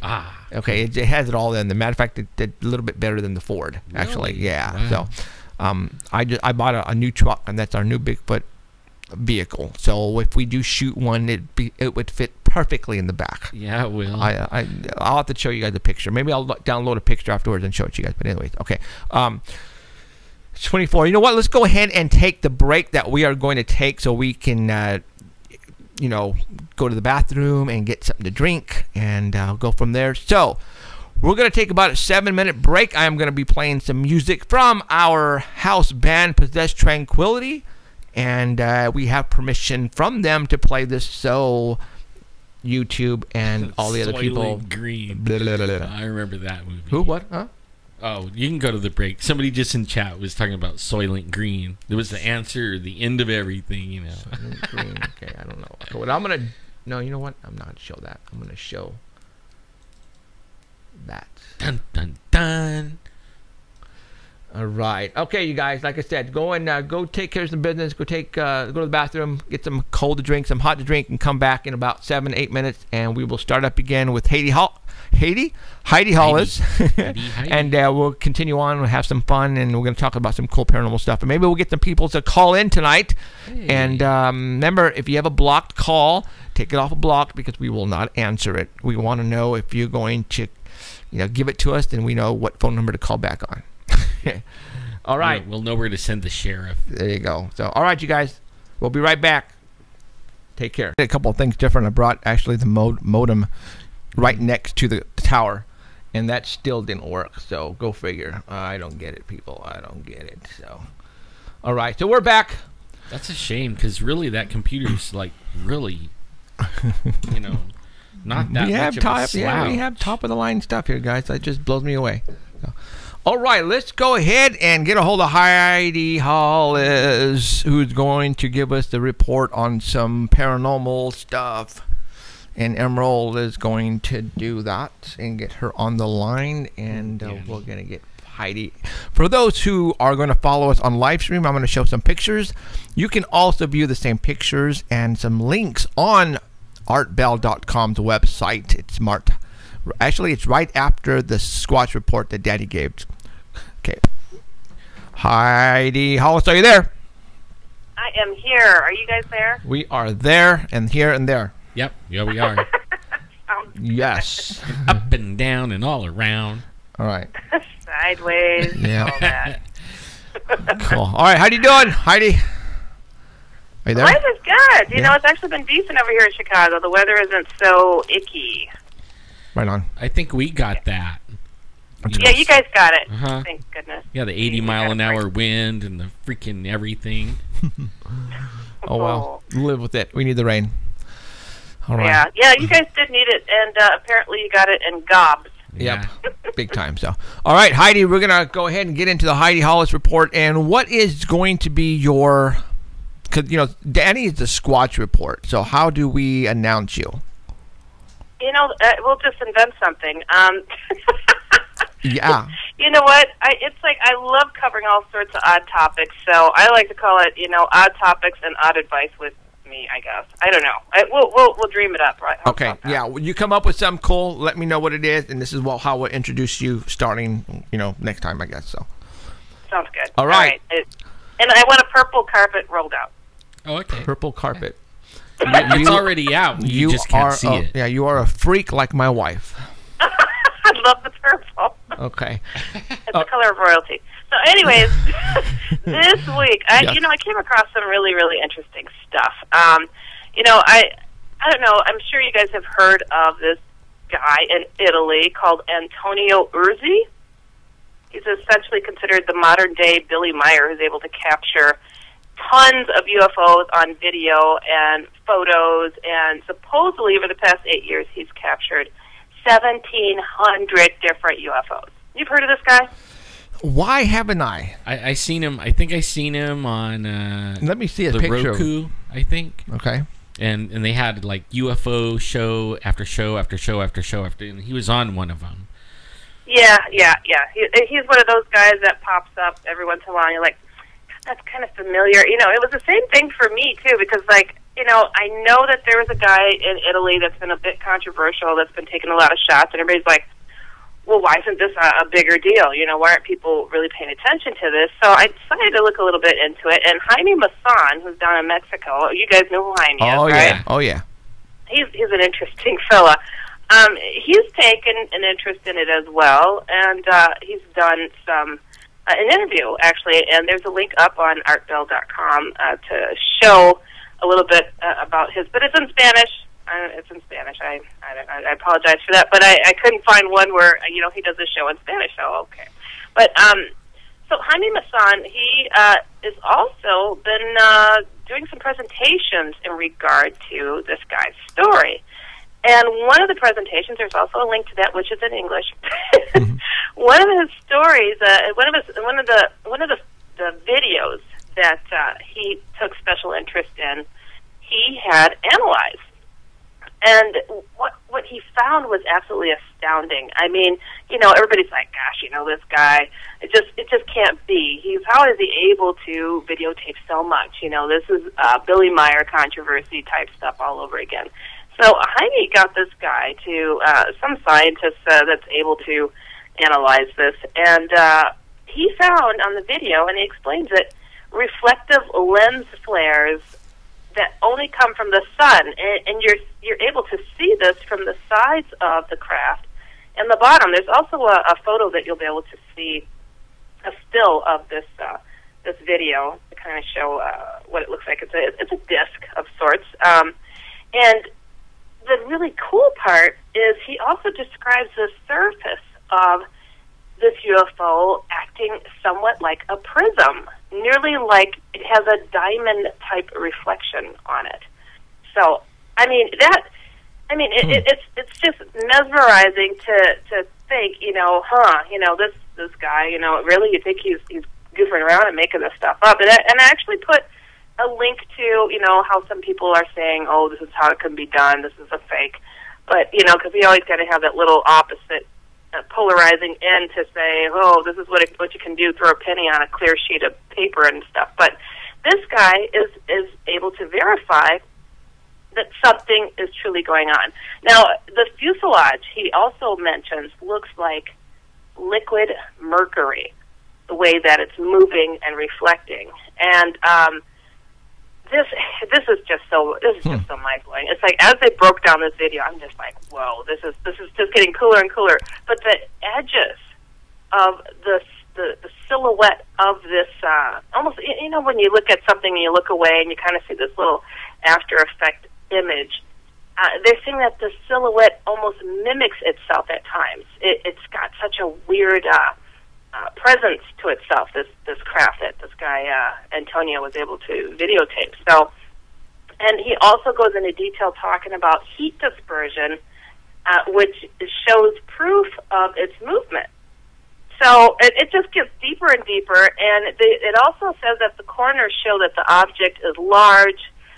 The reflection analysis of a smokestack in an airplane that flies past shows that these objects weren't planted in there after the video was taken. So it's not like, Antonio sat there and masterminded this and goofed off. So it's pretty cool. So I really welcome people to go and check out the videos that are on artbell.com, and man, make up your mind for yourself, but it's amazing. Okay. It is absolutely amazing. Now, why is there a lot of stuff happening around this guy? I guess he must be near a portal, maybe, or just... he essentially considers himself a contactee. I mean, I guess just because he seems to be able to draw these things close to him. I don't think he's out there doing anything special to do this, but I find that there are people who just pay attention better than the next, and it's not like he's always doing this solo either. Like, it looks like his wife or somebody's always, it might be next to him in some of his videos, and he's also taken video where he's been out in public, and he's videotaping the people looking up, mesmerized as he is in Milan, and he's not just the only one witnessing this, unless he has a really good frisbee throwing arm. Right. Something's going on. Right on. Okay, well, I'll take a look at that for those who want to see what she's talking about. It's on artbell.com website right now, and you can take a look at it. The ship that sent that, when they were talking about the Mercury thing, that reminds me of that movie, the Disney movie Flight of the Navigator. Mm-hmm. You know how that ship kind of like morphed, kind of like that. One of my favorite movies. Oh, that's cool. I mean, it's interesting to draw the conclusion that it may be something like that. I mean, I just found it absolutely fascinating, just the analysis of it all. So that's something that's kind of in the now that I think a lot of people aren't aware of. That there's a lot of activity going on over there in Italy, and Milan in particular. So, but I always like to bring some a little history lesson, because it's just so cool. History is awesome. Absolutely. So I sent and I put up on for artbell.com as well there's a relief, which is like a carved wall, that shows a Sumerian god by the name of Ninurtu. I don't know how to pronounce that. Okay, and actually, I got those 3 pictures now that you are going to talk about. I'm going to put them up right now so our people can see them on live stream as well. So go for it. Sounds good. Yeah. So the Sumerian god Ninurtu, I don't know, Ninurtu, R2D2. He's posed, and like a lot of people are saying that this is a stargate of sorts of what he's standing in. Okay, and you could see clearly that he's like totally pushing a button of some sort. Like he's aiming to push something that I don't know if they had things that could be moved so easily with just a touch. But it was speculated that he was a time traveler of sorts. And this relief, it was difficult to find the estimated date, but it looks like 880 BC, around that time, that they suspect that this carving was created.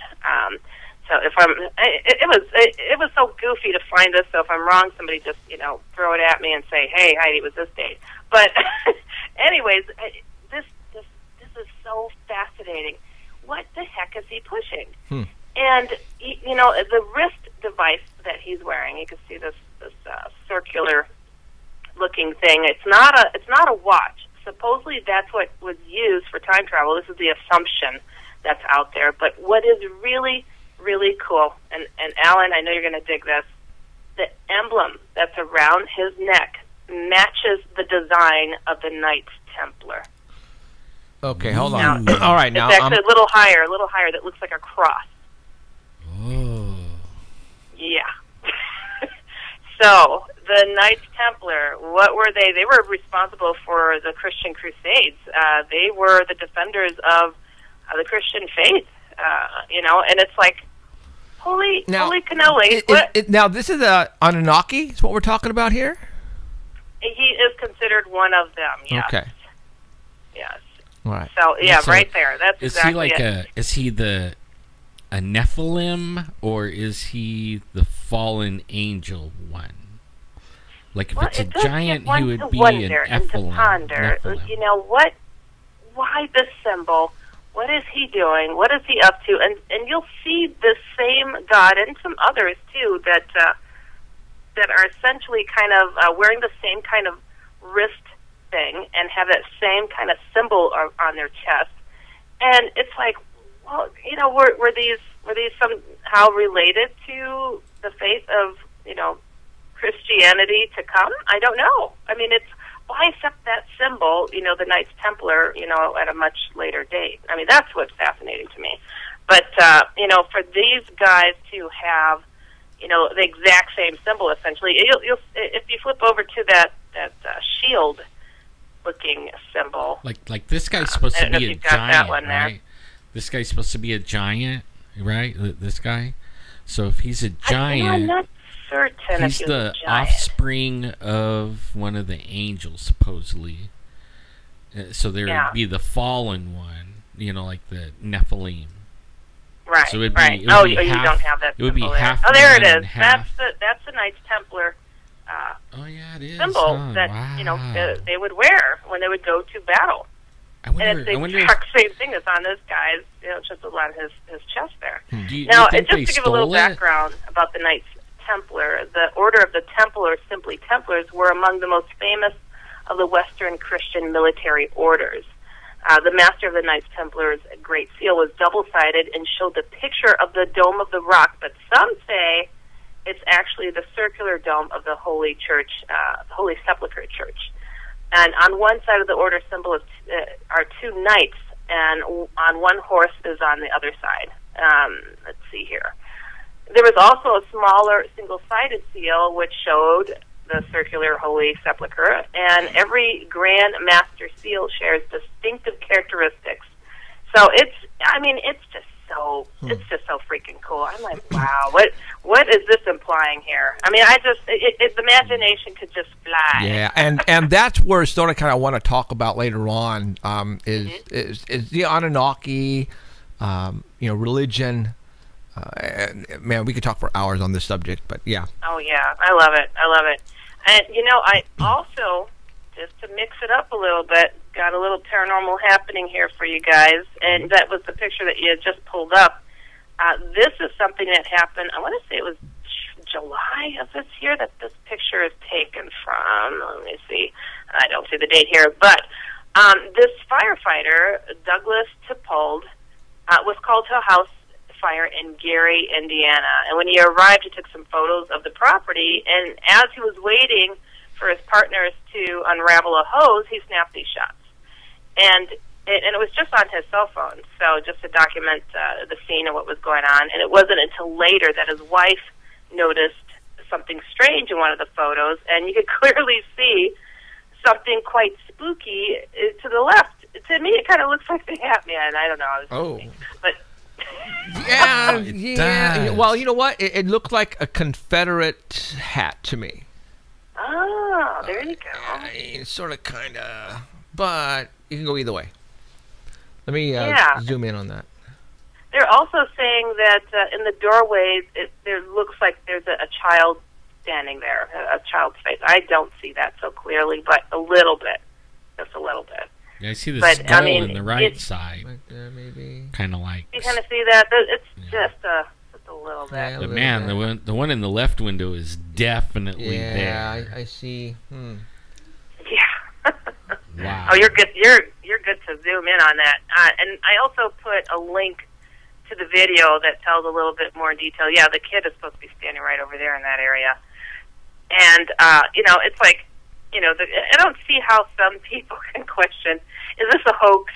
Right. It's like, come on, it's a firefighter who's just snapping some shots, and why does everything have to be a hoax?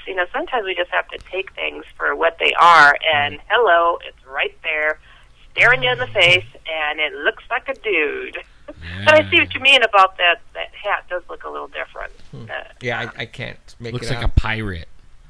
Yeah. Oh, I was thinking Daniel Boone type of a hat too. Oh. But, there you go. It's definitely human shape though. It's definitely human shape. Now, like you said, nowadays, who knows if this is real or not? But when you say it's coming from a credible person like a firefighter, just putting his name to it. Yeah, and then you have to knock it up a notch a little bit. Say, hey, okay, there's a real good possibility this thing is for real. So. Oh yeah, I'd say so. And then, as always, probably our favorite segment. I love doing odd advice, so we can just chew the fat on what it is that people are experiencing out there, and perhaps give them a little bit of insight. So, my first email for the evening, it says, Dear Heidi, you see, I had a ghostly visitor at 1:30 a.m. Thursday morning in my bedroom. It was a waist-up figure that appeared in my room in complete darkness, having chalky white skin, faceless, black hair, gray clothes, and extending its arms out to me while I was lying in bed. Also, my bed began shaking soon after. Oh, that's horrible. Shaking soon after. I turned away from the ghost, grabbing a flashlight to make sure no one was in my bedroom. The shaking was steady, like someone took their hands and shook one area of the bed. I called out for Archangel Michael, and it immediately stopped. I was scared when I saw the figure, but it quickly subsided almost to a faint glow. What do you think? What could be the ghostly figure? Could my encounter have been a shadow person? That's a freaky one.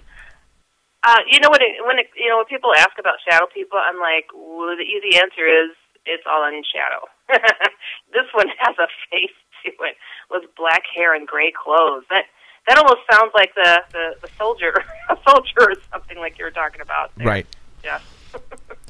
Cool. That would definitely make me pee in the pants there. I'm serious. I mean, come on. I've never seen. I've told people, I wish I can see.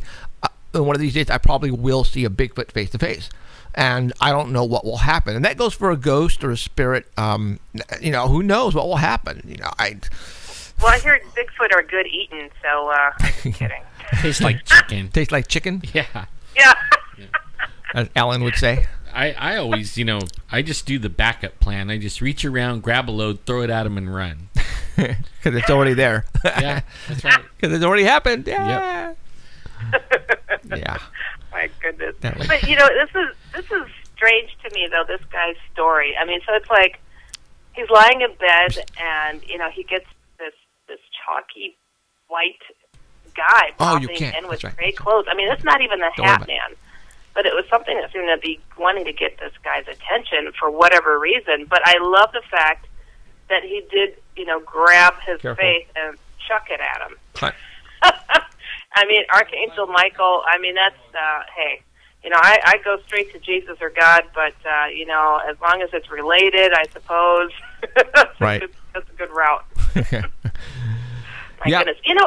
Alan, with the Archangel Michael, I mean, I'm not Catholic, but it seems to be that that's more of a Catholic thing, or am I wrong? Do you know?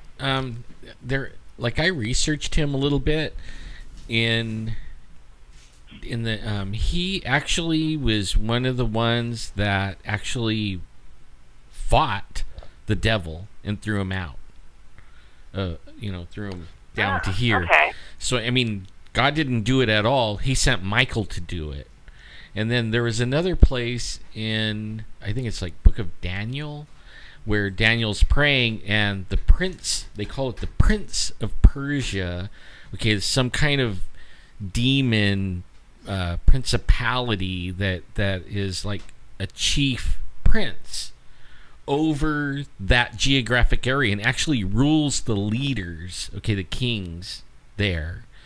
But this Daniel is praying, and it took, I don't know, I think it was 20 days or 21 days or something like that, and this angel finally materializes in front of Daniel, and he says he falls down on the ground like he's dead. Mm-hmm.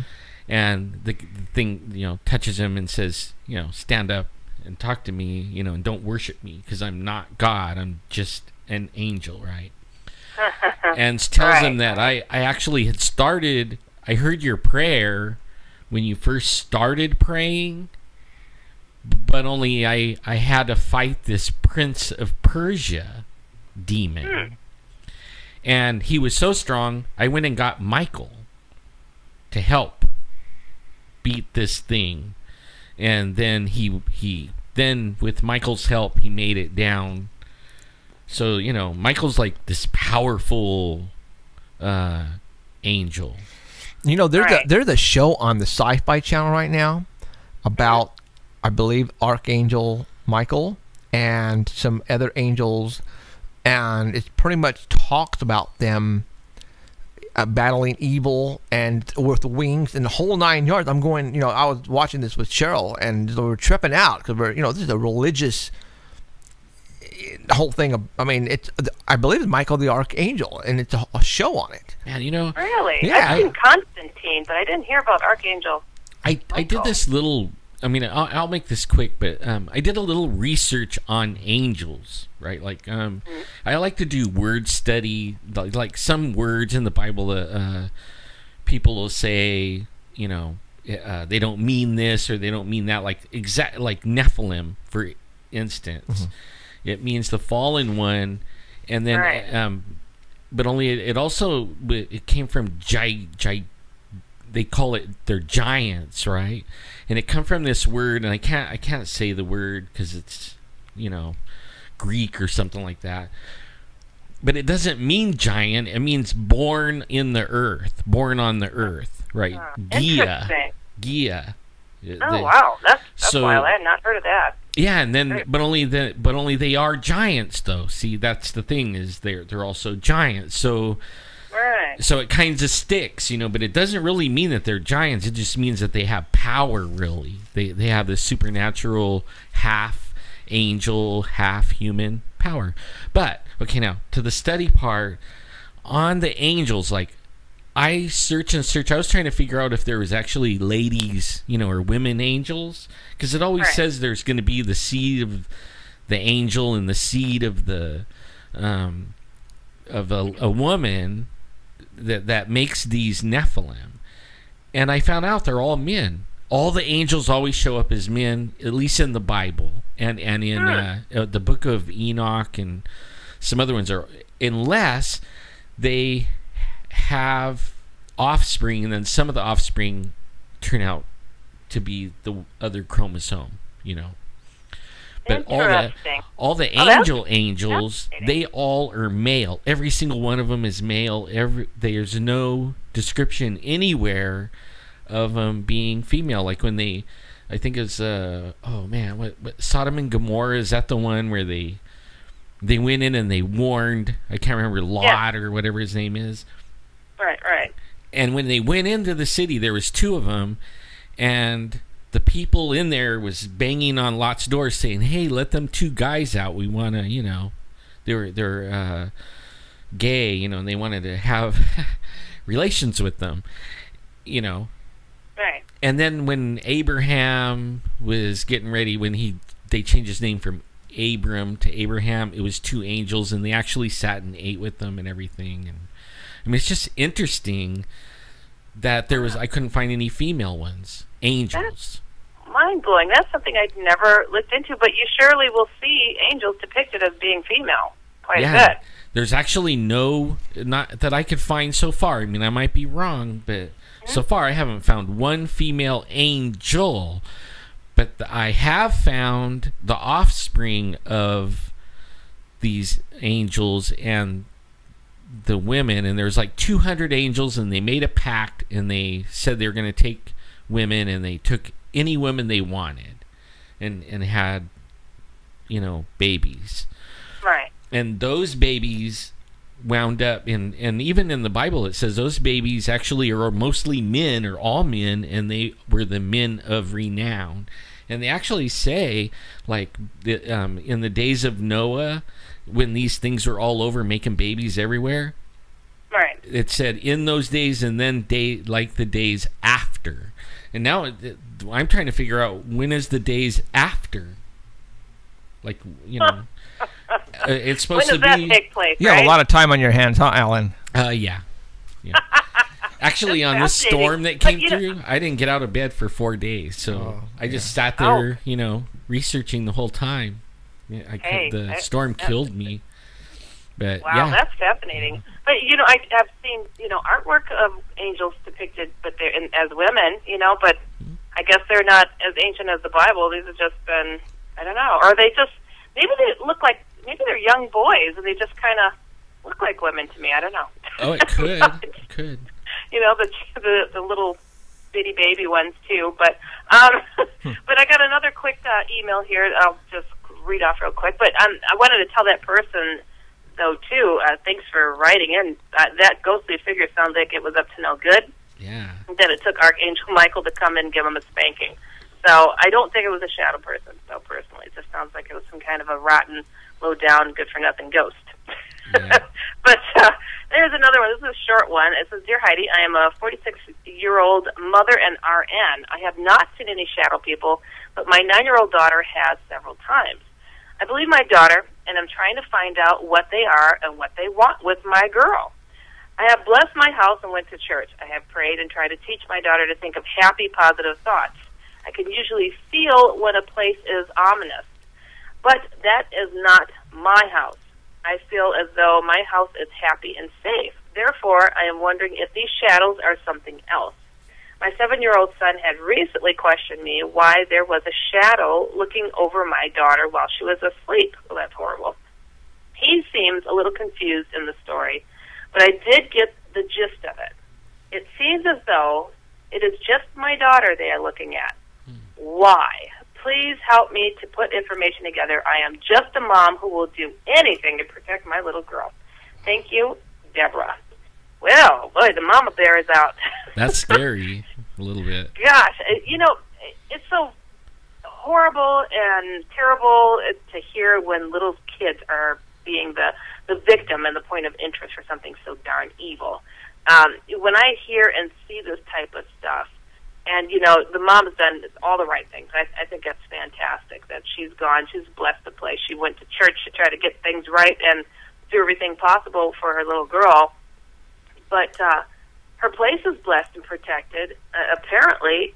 But that light that's coming out of that little girl is so darn strong that I feel that those shadowy things are just looking to stomp out that light. I mean, it's attached to her for some reason. And I don't think, this is my opinion, I don't think that it's ever too soon to introduce, all the elements when it comes to faith.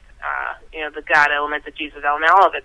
Because this little girl obviously needs to start putting up a front for herself at such a young age. But these things are infiltrating at such a young age, it doesn't even seem to matter anymore. There is no such thing as innocence in the face of these dark, rotten, low-down, good-for-nothing demon things. So, I mean, I'm like, hey, you've got to start educating these kids, because I always say, the darkness and the shadow people, the hat man, all these negative, evil things are not just a possibility that they'll come at us, at each of us at some point. It's a threat that they will be. Yeah. So I think she just needs to say those 2 words. Okay. In this study, which ones do you throw? Let's hear them. Well, no, I mean, Jesus Christ. Yeah. Oh yeah. I mean that. Yeah. Okay, I did a study, and it came from, and this is in the same line, but I had my wife tell me she doesn't she listens, and she's like, how come she thought, okay, if there's really God and he's nice and everything, these things can't touch kids, right? I mean, that's what, like, the normal Christian whatever teaching is, right, that until you're at a certain age where accountability or whatever, I don't know, and who sets that, I don't know. Only what I found out was there isn't no such thing as that, except for, like, when you pass, like when you die, if you can't be accountable for, like, what you were born as. Okay? So every single person is born in the line of Adam. Okay? And the devil owns Adam. Adam gave his power to the devil, so he owns every single person from the time they're born. Well, and that then sucks, Jeff. You're screwed. The only way, and then I know a lot of people isn't going to like this at all. I mean, this is going to be one of the things that's probably going to be controversial. But that's where the other term "born again" comes, where you believe in Jesus, you become born again, but you're born out of the Adam thing, and now you're born under the Jesus thing, and then you become Jesus, and then the devil doesn't own you anymore, and it breaks all the curses. How do you become born again then?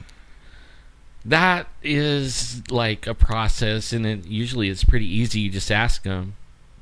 And you got to give up turn away from your bad and all that stuff. But I think it's a little bit more in detail. Like but yeah, I would go on it on here, because I don't know if we should really go there. If the people want to know, they can find out how. If they're having problems and it's with children, I would find out. I mean, I have 26 grandkids. I raised 6 kids. I would kill anything, that try to go after my kids. And if it's something I can't kill, then I'm going to find out how to battle it. And that's actually what got me on this search. That's exactly what got me on my research to do this. What's interesting with this lady, Deborah here, too, it's like, she did all the right things. She blessed her house, she went to church and all that. But, when I hear, like, this almost cookie-cutter type thing, this approach, I can't help but to think that there's something lacking a little bit still in the faith venue, because it works. Yeah. It works. Yeah. We've talked about this before. It works to go and, lay down the law with these evil things and throw the light at them, and it just does. And I'm like, what did she not do? What did she not cover? Because, like, these negative things are not allowed in my home. It's not going to happen. And to think that it's hovering over her child so well and so clear that even her other child is able to see this thing something is not fully clear. But you know what I've learned, though, too, Alan and Jeff, is even when people are able to get these things out of their homes and clear it out where it's not able to linger like that, they still always try to come in through the psyche of a person and may start giving them nightmares and trying to weaken their grip on how they were able to protect their home and whatnot. So that worries me, though, too. It's like, this is a kid. That's why I say, too, it's like she's got to instill something in this child. I wish I knew how old the daughter was. It says 9 years old. Okay. Oh, she is old enough to be able to understand and to throw the stuff out of her life, you know? Truly, it's like I know I called on God and Jesus at that age. She just has to be given instruction. That's all. Yeah. That's all. The right instruction. And she has to do it herself. Indeed. I mean, it can be done. Right. So, Deborah, I say, lay down the law, get your child straight with the faith, too, and maybe, you know what, I think what's even more powerful, have your daughter go around the house and bless the house with you. How about that? Yeah, you need to email her back and pretty much tell her she needs to have her daughter say those 2 words and tell whatever it's there, or if it's more than one, to leave and never come back. That's all she has to say. Indeed. So, hey, I will tell Deborah, I will write her, and also tell her to take a listen here, too. If for anybody who wants some advice on any of these types of odd experiences, feel free to write me at oddadvicehh@gmail.com, and I will definitely get to your emails here on the show, and all 3 of us will figure it out and do our best to toss it out to the stratosphere. Right on. And I want to put that, like, you'll have to message me that. Oh, yeah. So that I'm going to put that link down under the videos, like when I get it loaded on YouTube. I'll put that link. That way, when people hear it, you know, they're like, oh, man, I got something, you know, and they can go right to it. And I already linked on the right side of YouTube. I have you linked as a favorite, you know, so everybody can go right to your channel. And so, I mean, I'm linking everybody up, slowly but surely learning how to do all this stuff, you know. It is a process. Yes, it is, yeah. Wow. So, hey, that was my story for the evening. I got all the goods, you know. I have so much fun doing these reports with you guys because it's so varied and it just goes so deep, and it goes to the light and to the dark. Yeah. Right on. So, all right, Heidi, thank you very much, and we will talk to you next Sunday. Indeed. Have a great night, guys. Thanks. Bye, Heidi. See Have Heidi. a great week. Bye. Thanks. See ya. Okay, that was Heidi Hollis.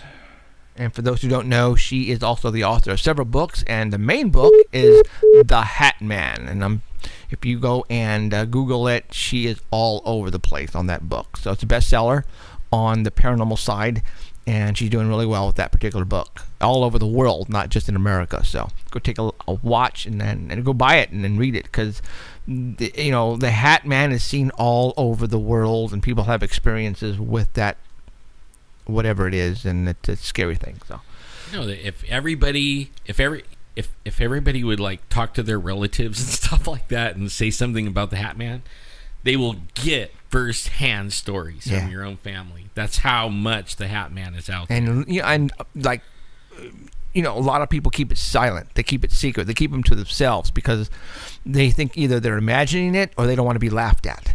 And we're trying to change that here. You know, we're trying to make it where, you know, this stuff is now, you know, everybody is witnessing, is having, you know, sightings, and just it's not the crazy people. You know, it's not crazy people witnessing these things, dude. It's regular people.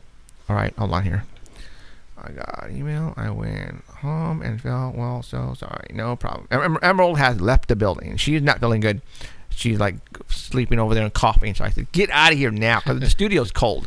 So we don't want to get sick either. Yeah. So, all right, let's continue on. I want to talk about, and you know, like I said, we talk about everything here, and I believe, and so does Ellen, that, you know, religion we consider to be very weird and odd. paranormal, because it just happens to be, we're talking to people about ghosts and demons and all that, and that's paranormal stuff, right? Absolutely. Well, how do we get rid of it? Because you can go and investigate until the cows come home, and sure, maybe get some stuff on video, but big freaking deal, have you helped the person in any way? No. All you do is show people what you've got, and that's it. We're here to help people. We're here for you to come up to us and to tell us your story, and for us to say, you know what, I had a person last week who saw the same thing, and that person's gonna go, oh God, I thought I was losing it, and I'm going, no, you weren't. Or they were, like Heidi was saying, sleeping in their bed, and all of a sudden wake up and there's something there, and people freak out. They freak out really bad, and sometimes it takes them a whole new direction where it makes them go crazy sometimes, and people need help, and that's why we're here. So if you have questions and you want some answers, hopefully we can answer them for you here.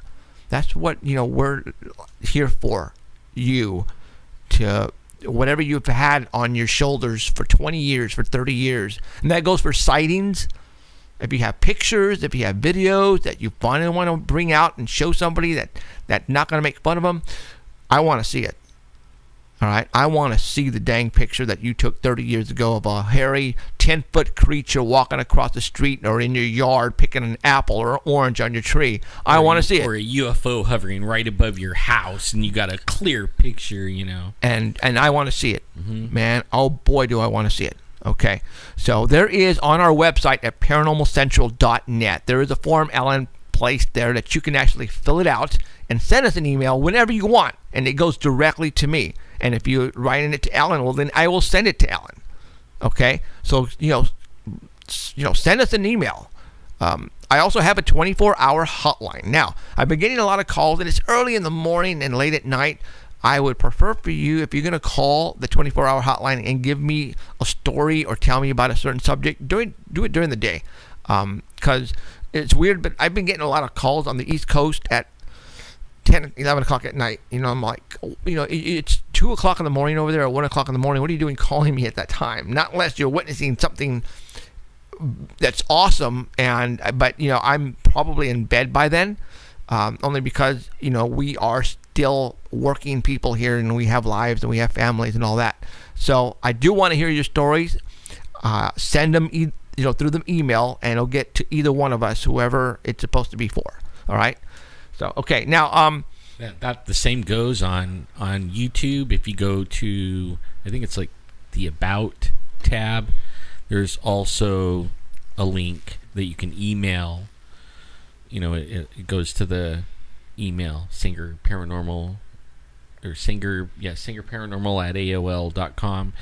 And then there's links to everything on the YouTube, straight to the Paranormal Central live stream, Art Bell, Dark Matter, the like page on Facebook.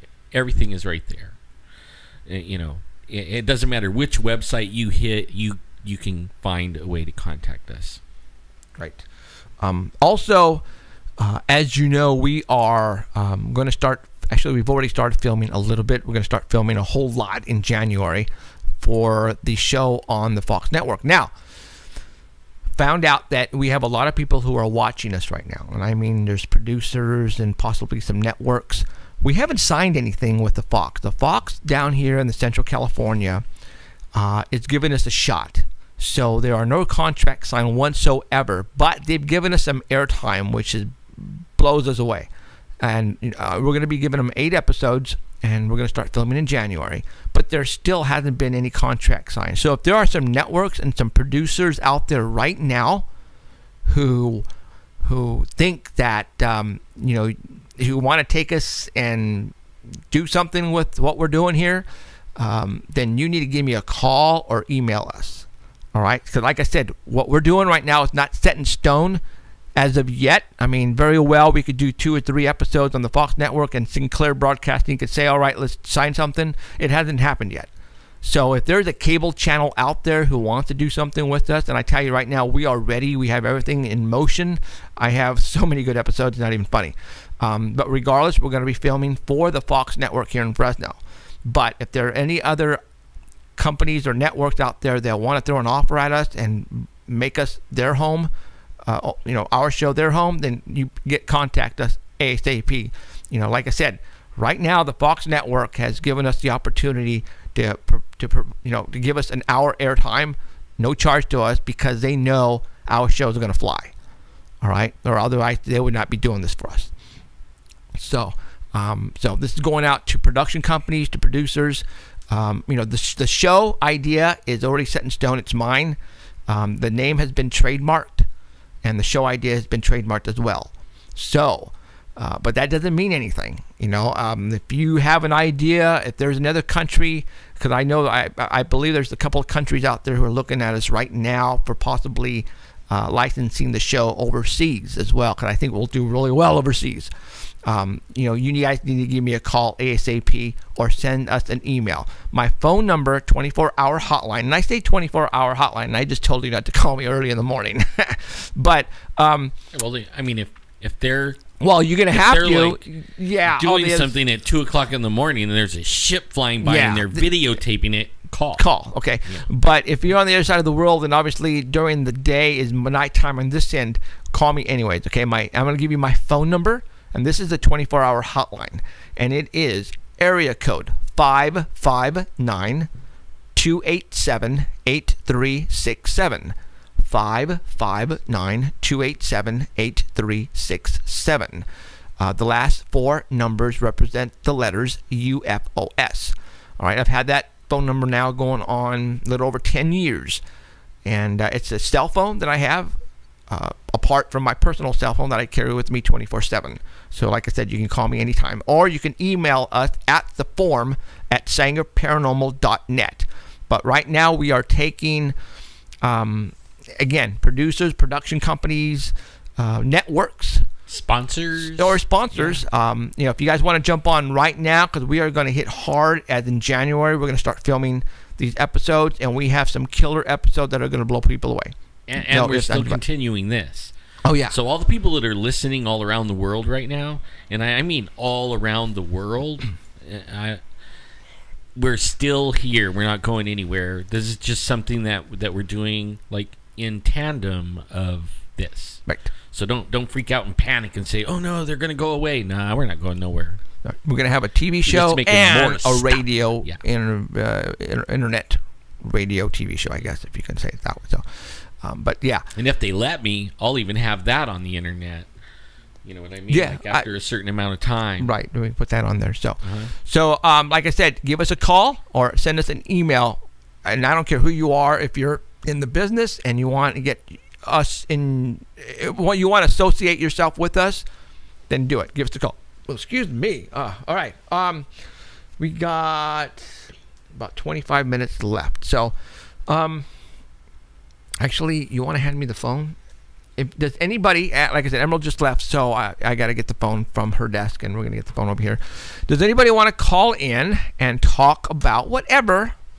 Now's the time to do it. We're going to go ahead and take calls at area code, is that the iPad? Area code 559-287-8367. I'm not going to take any block calls, so make sure it's unblocked. And come on, no, some real stuff now. I don't want, because we don't have people taking a listen before we get the phone call. This is going to be straight live, all right, you guys? So but anyway, we'll go ahead and keep the phone here. If you guys want to call in, go for it. Or if not, we're going to go ahead and talk about some other stuff here. It is almost the end of the year. God, we got 2 more weeks left, right? We're at the 14th, so 14, 15, 16 more days, 17 more days until 2015. That's pretty scary. We have grown a great deal from when we first started. You would have never told me in a million years that we would have been on artbell.com. Never in a million years. That would have not even come across than my desk. I mean, I would have told you you're absolutely out of your freaking mind, but we are, and we appreciate Art Bell and Keith for all that they have done for us, because I believe really because where we're at now, it's given us a lot of credibility, and it helps a lot. It helps a lot. So especially like I'll share a little bit, like the YouTube. I mean, it's over 1,000 views a day, and wow. I mean, that might not sound like a lot to the big time YouTube guys or whatever, but it adds up when it's 1,000, 1,200, 1,500 views a day. So if you're like sponsoring, it's continually going up, and right now we're at the like 12 to 1,500 now views per day. Alan is saying that, and Art Bell's going to like this, that he's getting a lot of emails stating that people who listen on C2C are now coming over and watching us. Okay, because they're finding out about us, which is awesome. And they're going back and looking at back shows. Yes. Watching lots of shows. Yes. We do have an archive back in there, okay, guys?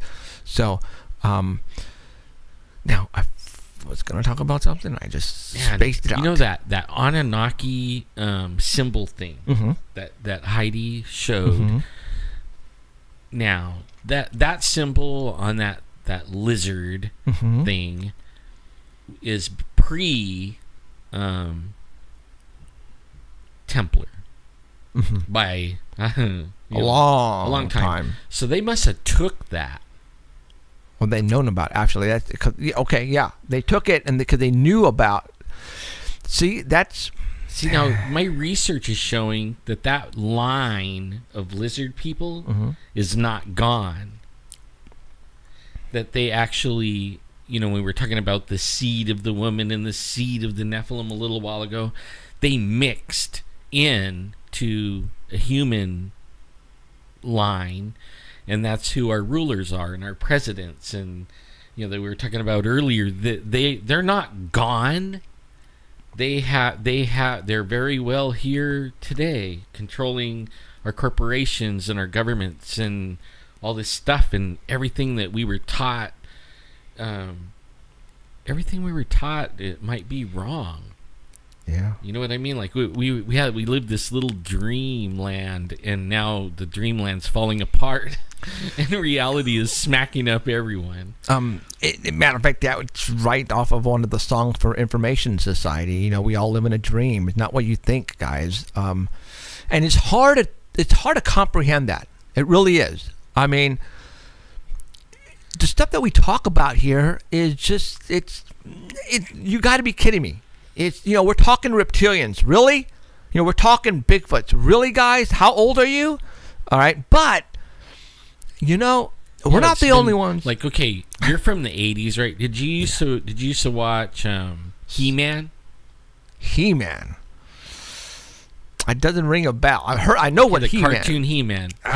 He had reptilians. Okay.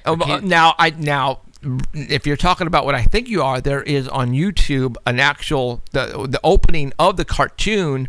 It talks about the asteroid coming between the Earth and the Moon, pulling the atmosphere away, and the Earth cracking. And now they're back in a caveman. Is that what you're talking about? Yeah. Okay, I remember that. Okay, then you have the Lost World when they have the Slee Stack. That's yeah. Okay. The Land of the Lost. Land of the Lost, yeah. And Slee Stack, yeah, guys. Slee Stack, okay. Another Reptilians. Yeah. All right. When you go back and you look in all these things, even the Last Starfighter. It has a reptilian in there. Grig is the lizard guy, the gunner or whatever.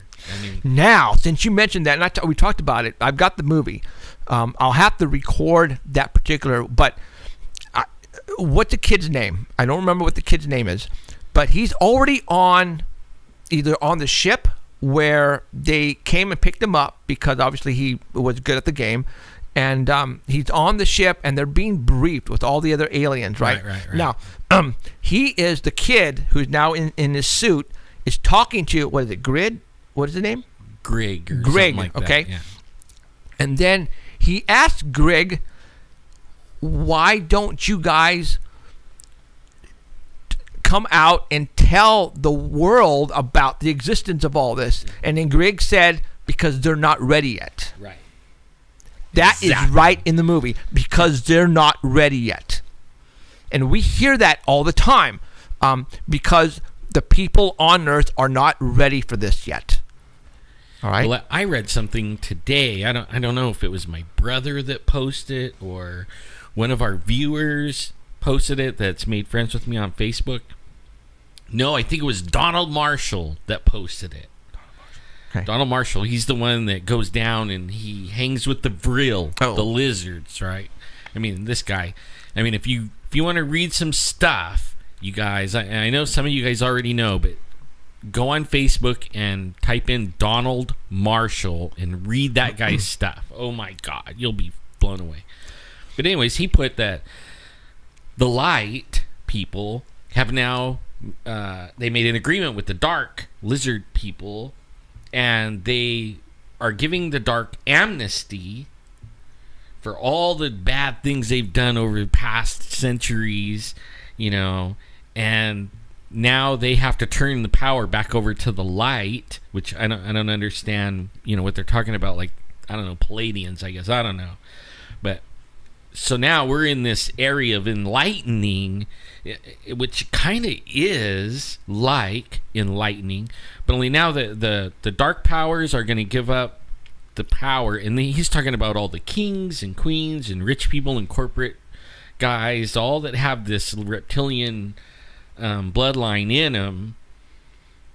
And if they turn over everything and they don't fight it, they'll get amnesty. If they don't, they're going to get punished for all that they've done.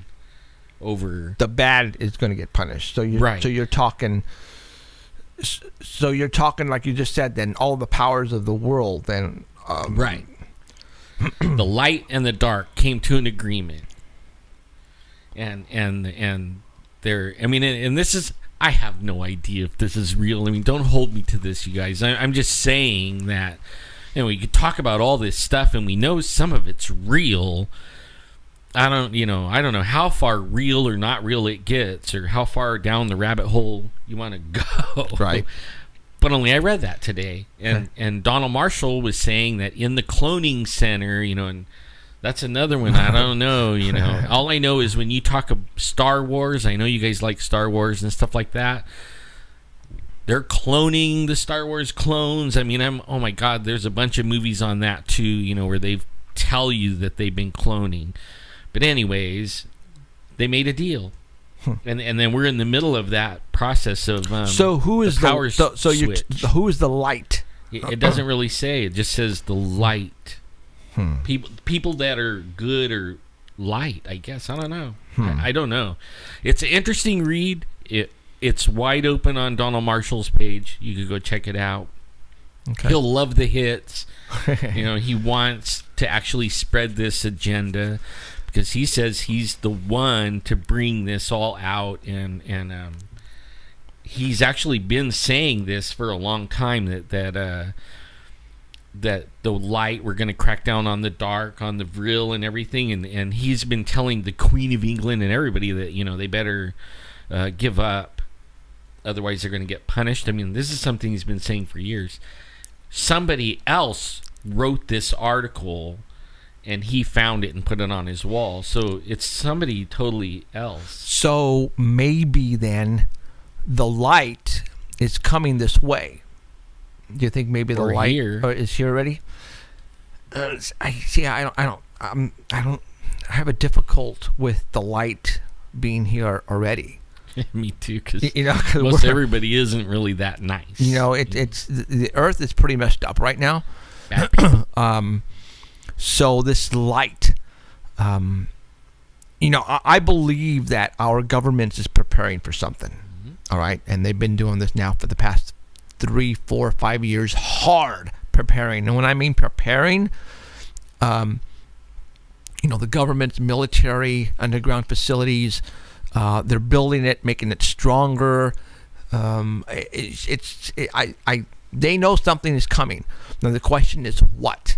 You know, we were talking about the matter of fact, you were talking about how the Russia was on the East Coast and they're out there doing some stuff, and then just past the week, was it Drudge or I don't know who was, but they're allowing Russian military airplanes to be flying over the United States.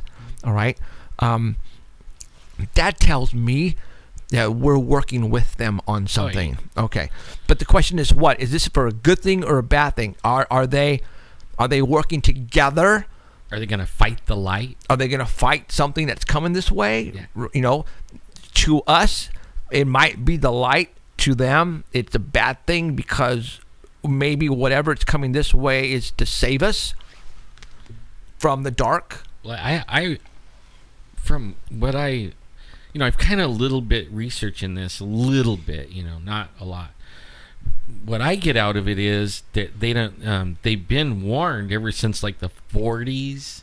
Our government, all the kings and queens and political powers of the world, and they're refusing to give up, and mostly it's a power and money thing. They like the taxes, and they like to charge you at the pump, and they like to pay for the power lights, and they like to add the water meters, so they don't want to give up. We got a call coming in from Washington. Hello, you're on with Paranormal Central. Who's this? Hi, this is Todd. I'm calling from Washington. Hi, Todd. I love your show, and I was calling to talk about some paranormal activity I had. Okay. I was using the Dr. ET app, and my friend made ET contact with it. Okay, you're breaking up. We did. You're breaking up. Are you on speaker? Are you on speakerphone or? I'm on Wi-Fi. Okay. Yeah. Stop moving if you can. Just stand still and then go ahead and talk, because you're skipping a word and we're not understanding everything you're saying. Okay. I was at the ET app. I was using Dr. Greer's website. Okay. You know what? Yeah, you're still cutting in and out. Like you're going. I'm sorry. I can call back on it. Yeah, why don't you call back and get a clean channel or something? All right, call back in. Call back on a landline if you got one. Yeah. I mean, he was cutting, and I couldn't even understand him. So yeah, he might be talking about those new things that I've been seeing that everybody's got now, and I think they're bogus. But what, the apps? Yeah, Yeah, my wife and my kid, tuning the radio station and yeah. Oh, it said my name. Now he mentioned Dr. Greer. Oh, I think that's where he mentioned that he got the app. I think maybe Dr. Greer put out an app. I don't know if that's what he's talking about or not, but hopefully he'll call back in. So that one guy that Heidi was talking about, the Italian guy, the aliens give him a message almost exactly like Billy Meyer and tell him, hey, step outside, bring your camera and or get your camera right now, and then he goes and looks in a certain direction and there they are. Almost exactly like Billy Meyer. I don't know if he went any rides. But. Okay. Now let's talk about the good and the evil. What were we just? You were talking. I was saying that they don't want to give up power. Don't give up power. Okay. You know what? And you know what? There are TV movies actually out there that talk about what we're talking about. This was just on TV. I don't know if it was last night or the night before. The Fifth Element. All right, you guys. Think about that movie. I know you, and for all those who are watching this right now, I know every one of you have seen this movie. It's one of my favorite movies. All right, now, the Supreme Beam, right? What's coming their way is a black, dark meteor, and behind it are 3 ships, and what sounds like to be evil, very much evil, so. I think there's a little bit of realism in that. Because Nibiru, the black planet, the planet's going to basically devastate Earth if it hits us, and what can protect us is the Supreme Being, right? So just think about the Fifth Element for a bit, okay? And I know there's other shows out there that just hasn't hit me, but that show brings evil and good in the whole 9 yards. Because, you're talking a priest, and just, it sort of kind of like, sounds like what we're talking about. It does. I got to turn that around. It's, we got 15 minutes, yeah. So Alan's going to get up and turn around the computer because Emerald had to leave. She was not feeling good, and so we let her go. And be careful not to unplug anything, because that's basically our out to art bell. And you know what? You want to turn just yeah, be careful. So okay, so yeah, Alan is turning around the computer. It's scary. What did that say on there? So he's looking on there. So guys, so for the okay, so yeah, I believe. What the heck was that? Uh-oh. You still on? Yeah, he is. Huh? Yeah. Okay. I heard it click for some reason. I don't know what that click was. Okay. Didn't do the hashtag on the. Oh yeah, we forgot. So, all right. So yeah, I believe something is coming this way, and I've always had that feeling, and I've always also had the feeling that we're here on a quest. I really do. I think we're here. Have you ever noticed that? On Facebook they have those things, and it'll say, I think you posted it, and it was about, are you an Earth Angel or something like that? Is that you? Danny had it on Paranormal Central, and then I think I put it on my wall just because, yeah. And it lists all these things, if you're good and blah, blah, blah, blah. How many people, when they read that, identify with that? Actually, almost everyone identifies thinking that they're some kind of Earth Angel and have a something. Okay, now we got one coming in from Georgia. Right on, Georgia. Hello, Georgia. You're talking to Paranormal Central. Hello? Paranormal Central, who's this? Hello? Are you there? Yeah, get the volume up. Hello, Georgia. And they hang up the phone. Yeah. And they're gone. And they're gone. So it was a reptilian. They're messing with us. You and I remember you told me this. I don't know about last week about your minister friend saying that what we're doing is not upsetting but freaking people out who go to his church. Yeah. Explain that to everybody. Well, they aren't learning about this stuff. In fact, they okay, so they're not learning how to get rid of the evil in church. That, and they're not learning. They're only learning certain things, and we're teaching everything, and they're not learning really how. Like, I was sitting and talking, and these guys were holding their ears so they wouldn't hear what I said because they were scared of it. I mean, grown men. Wow. Hello, this is Paranormal Central. Hello? Oh, no, not again. Paranormal Central, Georgia, can you hear me? All right, no more Georgia. I won't they're just listening. They're not even talking. I can hear them breathing. So, okay, so heavy breathers in Georgia. Okay, so the minister told you that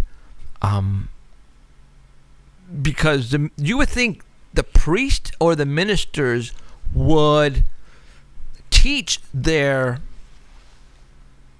the people in their church how to cope with evil and how to get rid of it. That's not. You know what their message is? What? See, and I don't know because I don't go to church. Right. I had to go and talk with them and then listen to a few of them. Now we got Washington. It's the money.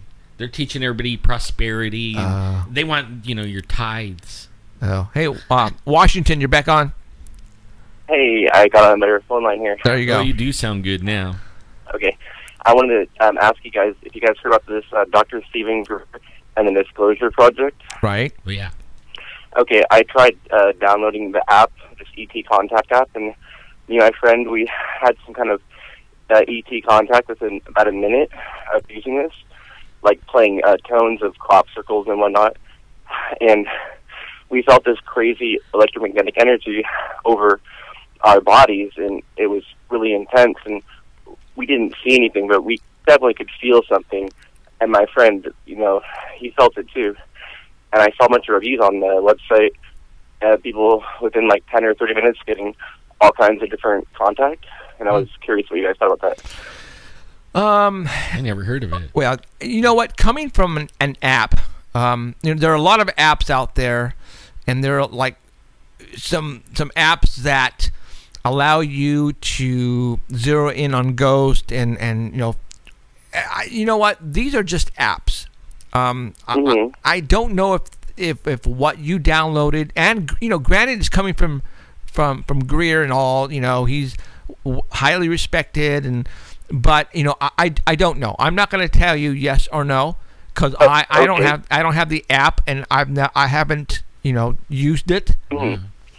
Well, I just wanted to enlighten you guys. If you guys didn't know, we tried it out, and we definitely had some kind of crazy contact, and it was definitely worth the $6 or whatever I paid for it. It was fun. So. Okay. Well, I mean, that's something we'll try. Okay. Yeah. I mean, I don't know. I'll have to go do some research on it. Okay. But no, go ahead. And also, I had some paranormal.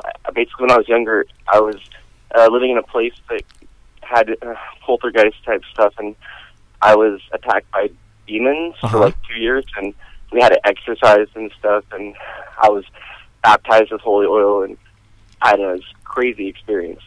Did it work? A lot of yeah, it worked, and with the name of Jesus Christ, I can cast away the demons now, and they don't bother me anymore.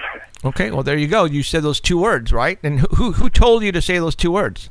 I went to these demon experts, and they do this for spare time, but they had told me that if you kind of have to do it personally, it has to come within the person to ask for their higher power, like Jesus or whatnot, to protect them and make these bad people go away. And it definitely worked for me. Well, there you go. But I'll take my comments off there. But thank you, guys are awesome. Thank you. Thanks for calling, man. Appreciate it. Keep listening. Okay. All right. Thanks. See ya. Bye. So there you go. He said it worked for him, and Alan had to find out on his own how to do it. No one really taught him. Apparently, people know how to cast out the evil, the demons. Well, I actually seen it done, not here, but in Africa. Okay, right, that's right. But only I didn't when you get back here, nobody knows about it. It's like a specialized information, I know we only got like a few minutes. I think it says 4 minutes up there. Yeah. Those 2 words. And again, we're not a religious show, guys. So for those people who are hating us because we're talking about Jesus Christ, no, we are, we are helping people. Just if you don't believe in Jesus, that's fine. But when you have people coming to tell us that it's working, now we got Austin, Texas. Right on, Austin, Texas. Austin, Texas, you're on the air. Oh, hello? Hello? It's that same guy from last time. So, all right. Watch your time, and that is from Emerald. And yeah, I'm looking at it, and I think it says 3 minutes. You're gonna have to get up and get closer for me. Because I can't tell at all. It's maybe what we got to do is next time is get that hooked up to one of these, and then that way we can see it right here, huh? I could do that, or yeah, next time. Put us a little monitor. Yeah, so we can have the monitor over here. So, okay, 2 minutes, right? Yeah, 2 minutes. Okay, you know what? I can see this. So, and watch your time. You got 3 minutes. You got 2 minutes. How's Emerald figuring this out? Oh, Emerald is on Skype. Is that what it is? Emerald is doing it all from the iPhone. Oh, you turkey. Emerald. So, cool. All right, that's pretty much, we're Emerald, almost out of rocking. here. Time flies by when you are having a heck of a time. We're having a blast here, guys. So, we're going to come back next Sunday. We're going to do it all over again, and we're going to have some more cool stuff to show you and to talk about. And there you go. So, all right, you guys. My name is Jeffrey Gonzalez with, and that's awfully loud, with Alan Thomas Good and night, Emerald, everyone. who is sick. We'll talk to you guys. Good night, Emerald. Sunday, wherever you may be. Take care. Peace out. And I hope you witness something that you cannot explain. Good night. You have been listening to Paranormal Central with Jeffrey Gonzalez and Alan Thomas, broadcasting worldwide at paranormalcentral.net and on artbell.com. Stay tuned for next time. Remember to keep your eyes to the skies. And we hope you witness something you cannot explain. Looking for you, you're looking for me. We have to decide what it will be. Can it be true? Can I believe the unexplained? Look into the sky, you realize you're not alone. Open your eyes, you can find the trail that comes from.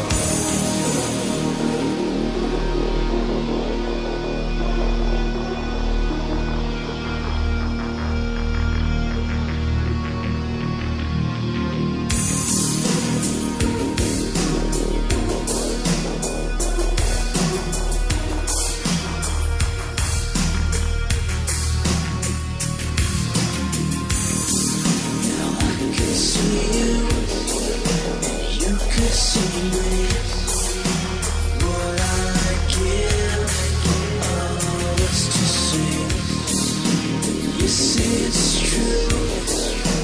Yes, I